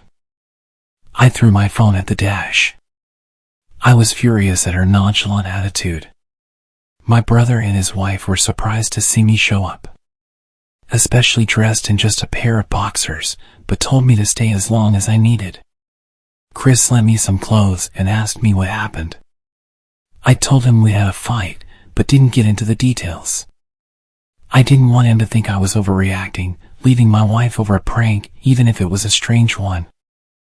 I mean, hadn't I encouraged her for years to lighten up instead of being so serious all the time? I had wanted her to relax and loosen up, but this was definitely not what I had in mind. I tried to sleep on their sofa, but my brain wouldn't let me sleep. Every time I closed my eyes, I saw Rebecca's face staring at me from inside the closet. Knowing she'd been in there with me the entire time made my skin crawl. She'd never left the bathroom at all. Instead, she slipped inside the closet and slammed the bathroom door shut to fool me. The mere thought of going back home gave me anxiety. I tossed and turned, unable to sleep. Chris ended up giving me a sleeping pill, so I was able to get a little rest. My sleep was filled with terrible dreams, all of which were Rebecca's smiling face. I woke up just as the sun started to rise. My whole body ached, and I felt drained. I knew I'd have to call her at some point, but I didn't know what to say to her. I wouldn't be going home unless she gave me her word she'd never do any more creepy stuff. I just wanted my wife back. Her normal serious self never looked so good to me. I was contemplating calling her and telling her when that familiar feeling came back. I was being watched. I was staring at the ceiling, my heart in my throat. I didn't want to look away, but the longer I ignored the feeling, the worse it got. My eyes drifted away from the ceiling almost on their own. Her face was pressed up against the window beside the couch, staring down at me with that same gaping smile. Drool dribbled down her lips, leaving 2 long streaks down the glass. I didn't know how long she'd been there, but something told me she'd been there quite a while, possibly all night. I didn't bother screaming, though I was afraid anger trumped any fear I felt at that moment. I jumped up from the couch and pounded my palm against the glass. "Rebecca, are you crazy? What the hell is wrong with you? Just go home. Now." She didn't move, and her ghastly expression never changed. If anything, her smile only grew, as if she had never been more elated. I could hear Chris and his wife moving around upstairs. As if Rebecca could hear them from her place outside, her head twitched slightly in their direction, and she began to close her mouth slowly. Chris called my name from upstairs, obviously concerned. I turned around to see him running down the stairs. When I turned back to the window, Rebecca had disappeared. The only sign she'd been there at all was the 2 streaks of drool still dripping down the glass. I tried explaining to Chris and Jess about waking up to see Rebecca watching me through their window. They were skeptical. We went outside to the spot in front of the window, but there were no footprints in the dirt, just a slight indent. Animal probably, Chris guessed, and I didn't argue. He and Jess assumed I dreamt the entire episode, but they didn't understand, and I was too tired to explain it to them. I called out of work that day and turned my phone off. I didn't want to face Rebecca. Just talking to her was too much for me at that point. I really started to believe something was irreversibly wrong with her. That no matter what promises she made, we'd never be the same again. The thought saddened me to my core. I cried most of the morning. By noon I figured I was ready to confront her. Give her one last chance to explain herself. I could at least give her that after 6 years, I told myself. I turned my phone on and saw the dozens of texts she'd sent, all from a seemingly concerned wife. Can we talk? I love you. Please call me. I'm really worried. Can you answer? Just come home. And more of the same. All texts telling me she loved me, and she wanted me home. How worried she was. Not a damn one addressing the crazy crap she pulled. Like she hadn't been acting like a character from a Stephen King book. Even her texts were different. She normally texted novels just to tell me to pick up a loaf of bread. You'd think she'd have more to say to me after her bizarre shenanigans. I know it probably seems childish to some of you who are miles away from this situation. But if you saw the way Rebecca had looked at me, how she scampered away on all fours like some wild animal, grinning at me from inside the closet like a lunatic, then I think you'd find my reaction was warranted. I ended up staying with them for another night. I didn't wake up yesterday until afternoon, and thankfully I didn't see Rebecca's face watching me through the window. I don't want to pry, because it's not my place. But is this fight something that can be mended? Jess was asking me about the situation. She made us both a sandwich for lunch, and I knew she wanted to breach the subject without seeming to be nosy. I don't know, she's like a different person. I chose my words carefully. I still wasn't ready for her or my brother to know the full extent of the craziness I had been dealing with. People change, but she's still the same woman you married. Maybe you both just need to talk through your issues. Whatever's going on, I'm sure it can be fixed. I think it's beyond that now. I don't think talking would help. I just don't trust her. The words stung in my heart. I missed and loved my wife. But how could I live with someone like that? Living in constant fear didn't sound too appealing. Rebecca loves you. She has to be absolutely crushed. I don't know about that. Well, she certainly seemed like it. I've never seen her so upset. It took a full minute for me to realize what she just said. And when I did, I felt dread rush over my body. Wait, what do you mean? You saw her? You saw Rebecca? I asked with my mouth suddenly feeling very dry. Jess nodded casually as if that fact wasn't nightmare fuel. Maybe for her it wasn't, but for me it was. She stopped by this morning just after Chris left for work. I didn't see her car though. Maybe she took an Uber or something. What did she say? Did she come inside? Sweat started to break out on my forehead. I began looking around, examining corners as though a predator lurked behind them. No, she just asked if you were awake yet, and I said that you weren't. I asked if she wanted me to wake you, but she said no. Just said to let you sleep. That's all. She didn't say anything else? No, she looked awful though. Like she hadn't slept in days. I think you should call her. I got from the table and thanked Jess for lunch. I felt a little bit better at the knowledge that at least she hadn't come inside. Still, I needed to double check that the doors were locked. I sat for a while trying to figure out what to do next. I didn't want to go home, but I felt that I owed it to Rebecca to help her if I could. Hadn't I sworn an oath to love and honor her through sickness and in health? Clearly she was very sick. If she was sick, which I truly believed she was, I had to try and get her the help she needed. But I didn't even know where to start. I didn't want to call the police, and besides, what the hell was I going to tell them? That my wife was peeking at me? That she was being creepy? As bizarre as she'd been, she still hadn't committed any crime. Not yet anyway. The police would have probably said that I was overreacting. But this wasn't some prank. It felt wrong. Dangerous. Like something sinister lurked beneath her smile. I knew as her husband I was well within my rights to have her committed, but what if she simply acted normal in their presence? She'd obviously been able to fool Jess into thinking she was just a concerned wife. As long as the doctors didn't find her a danger to herself or others, they'd have no choice but to release her after 72 hours. I felt lost and overwhelmed. So I did what any husband in my position would do. I called her mother. I didn't want to, believe me. We were never on the best of terms. We never fought or anything like that. She just wasn't a very warm person and wasn't very easy to get along with. She hardly ever smiled, and when she did, only her lips would move into a thin-lipped smile, leaving her eyes as blank as before. She gave off this aura that felt like she was permanently on the offensive. I'd only met her twice, and both times were very short. I got the impression she didn't approve of me for her daughter. Rebecca always ushered us out quickly, as she didn't want me to feel uncomfortable, which I was grateful for. Being in her mother's company felt almost unbearable. Like walking on glass. I was glad when we moved 3 states away so we didn't have to see her often. I was happy to avoid the woman, but I needed her help. I really didn't want to talk to her, but I had to talk to someone.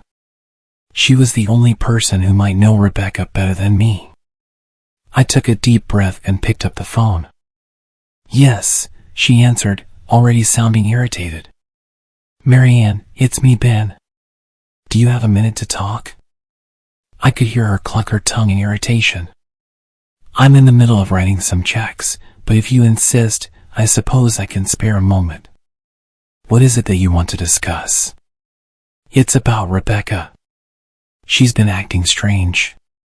And I was wondering if you had any idea whether there was something. She interrupted me abruptly. It's a bit difficult to follow your rambling, Benjamin. What is that you want from me?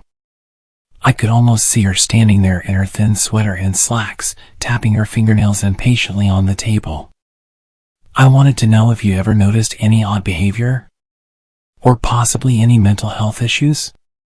There was a long, uncomfortable pause, maybe because she was just thinking, or something else. Finally, after a few seconds, she spoke.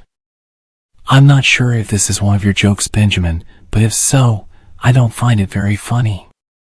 Now I do have business to attend to, as I've said, so if you don't mind, I cut her off before she could get rid of me. Marianne, it's not a joke. I'm sincerely concerned about Rebecca's mental health. Her behavior has been very erratic lately. I'm very worried about her, and I figured as her mother you would be as well. The frustration was evident in my voice. If you're truly concerned, then I suggest you get the health professionals involved. I don't know what you expect of me. She snapped. I could tell she was seconds away from hanging up, and for some reason I was desperate not to let her.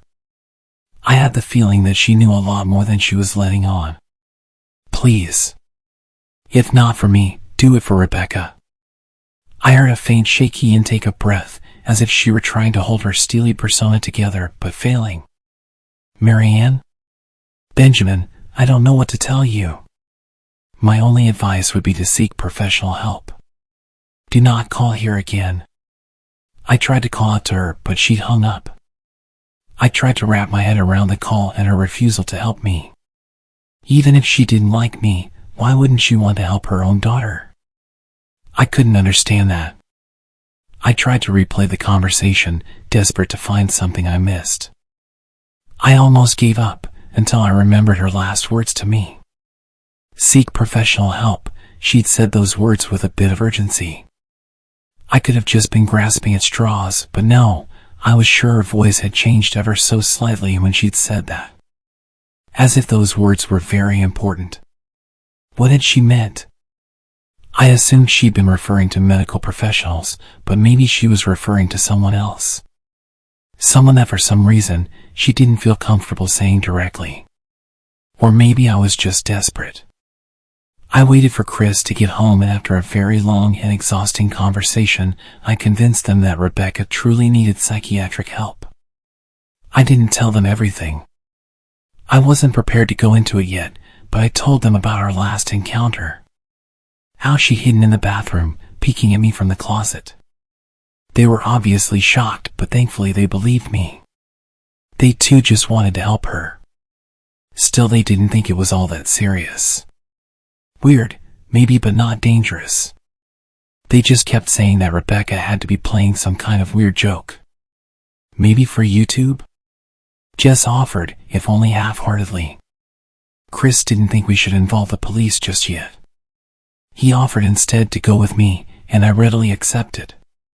He reasoned that calmly talking to her, trying to coax her into going willingly, was the best recourse. I agreed to do it his way. At least I wouldn't be going into that house alone. We drove over this morning, just after breakfast. There was no way I was going at night. When we pulled into the driveway, my stomach began doing somersaults. Her car wasn't there, but I still didn't let my guard down. The front door was ajar, and for a split second I thought we'd see her eyes staring through the gap. I was shaking and starting to sweat. Chris, however, was fine. He waited for me to open the door, his hands in his pockets like he was going on a stroll through the park. I envied his ignorance. I pushed the door open and was immediately hit with the stench of rot. Chris smelled it too, and he walked in the house behind me with his nose scrunched up. My eyes were looking around for any signs of Rebecca. The house was deadly quiet and dark, despite being late in the morning.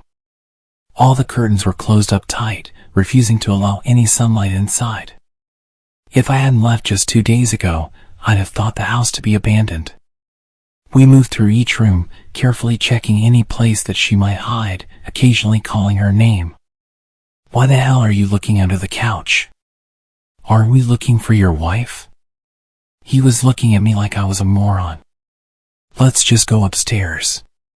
He shook his head but followed me up the stairs to check the bathroom and spare bedroom. On the way up, my shoes crunched over pieces of glass that looked to be littered over a few of the steps. I noticed that one of our wedding portraits that hung on the wall along the staircase had been smashed. The frame hung crookedly, all the glass was removed. I stared at the picture, a lump forming in my throat. We had taken the photo just after leaving the church. She looked so beautiful in her white gown. I looked at her beautiful face. I never dreamed her face would ever be a source of terror for me. We climbed the rest of the steps and checked the spare bedroom, but it looked completely untouched. I was hesitant to go into the bathroom, my fear from that night coming back to me all at once.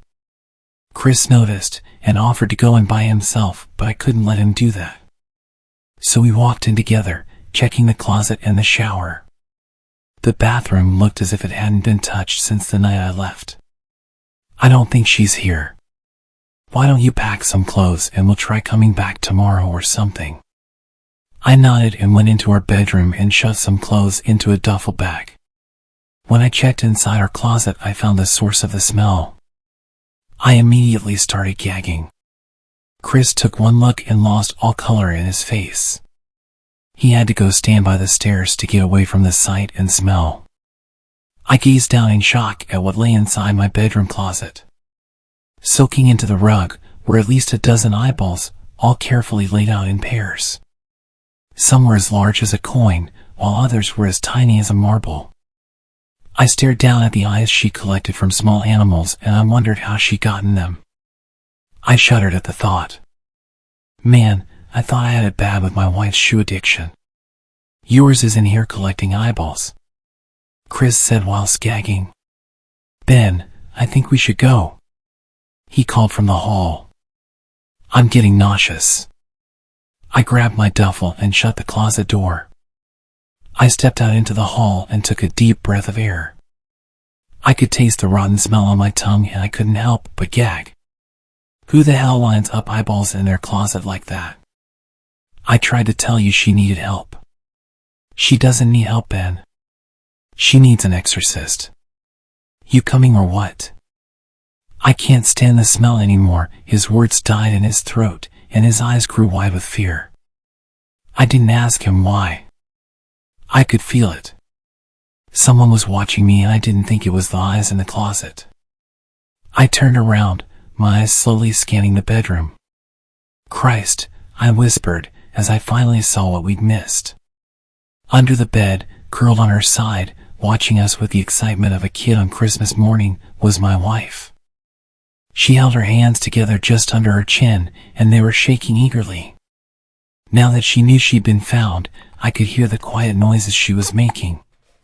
A sort of hiccuping sound in her throat, as if the excitement was just too much for her. It was unnerving to say the least. Wide eyes, and that same huge smile. Everything in me told me to run, but I forced it away. This was my wife. No matter how twisted, she was still the woman I married. I had to help her. Rebecca, I said softly. She didn't respond, but her head bobbed back and forth in two quick little movements as if she were nodding. Baby, I just want to help, okay? Can you let me do that? I had taken a single step forward, approaching her like some kind of dangerous animal. I love you, Rebecca, I said softly, taking another step closer. She let a tiny moan escape her wide-open mouth, and I had to resist the urge to run. Her shoulders were starting to quiver, and her eyes grew as large as saucers. I crouched down so I could see her better, and immediately saw the blood. Her hands were covered in it. They trembled more the closer I got, as if she was barely able to contain herself. Rebecca, are you hurt? You're bleeding. She bobbed her head again, her bloody fingers moving up and down as if playing an invisible piano. They occasionally grazed her chin, leaving smears of blood on her skin. I wanted to recoil in disgust. The smell that was coming off of her was revolting. I could feel the vomit trying to climb up my throat. Her lips were dry and stretched thin, blood seeping between the cracks. I knew she wouldn't come on her own, but I didn't want to leave her in the state she was in. I scooted closer and reached out to her. The excited hiccuping sounds got louder and her hands shook, fingers flexing. It was then that I could see the blood oozing from in between her fingers. Oh my God, you're bleeding.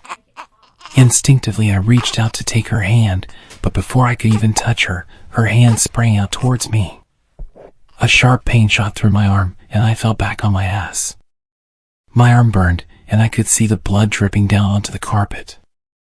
I looked back at her in shock and saw her grinning madly, her fingers clutching a large shard of glass. You all right in there? Chris asked from behind me. I turned my head slightly and nodded to him, cradling my arm to my chest. When I turned back to face Rebecca, I saw that her focus had shifted. She wasn't looking at me anymore. And she wasn't smiling anymore either. She was staring past me, her eyes glaring at Chris the way a hungry lion might stare at an antelope. Her mouth was still hanging open, but it was twisted into a snarl. I got to my feet and began walking backwards down the hall, afraid to take my eyes off her. Are you bleeding? The moment the words left his mouth, Rebecca started fast scooting out from under the bed, the glass shard still in her fist. Chris, run, go! He must have been too afraid to move because a second later I felt my back bump into him. He was still standing at the top of the stairs, staring at the horror that was my wife. Rebecca had crawled completely out from under the bed and stood in the bedroom doorway, her face twisted in rage. Her whole body was visibly tense. Blood ran down her fingers and onto the floor. Jesus, Rebecca. My brother tried talking to her, but I reached back and pushed him towards the steps. Move your ass, I said as quietly but firmly as I could. Rebecca bobbed her head in sharp motions and began to grin, stretching her mouth open wider and wider so that her chin seemed to touch her chest.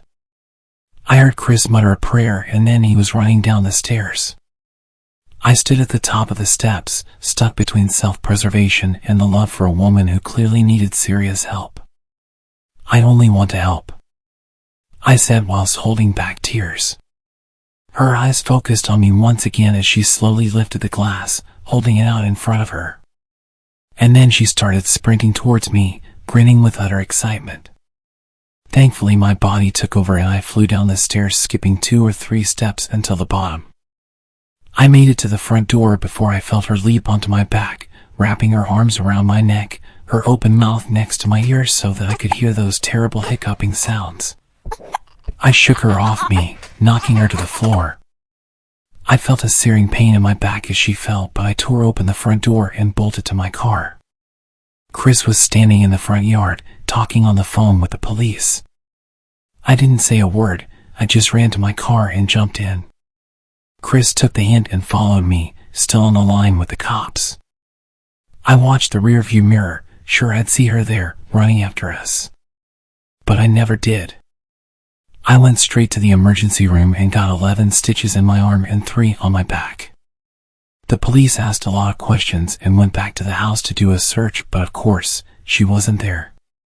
They advised me to stay with a friend or relative for a while and to file a restraining order as soon as I could, but none of those things would matter.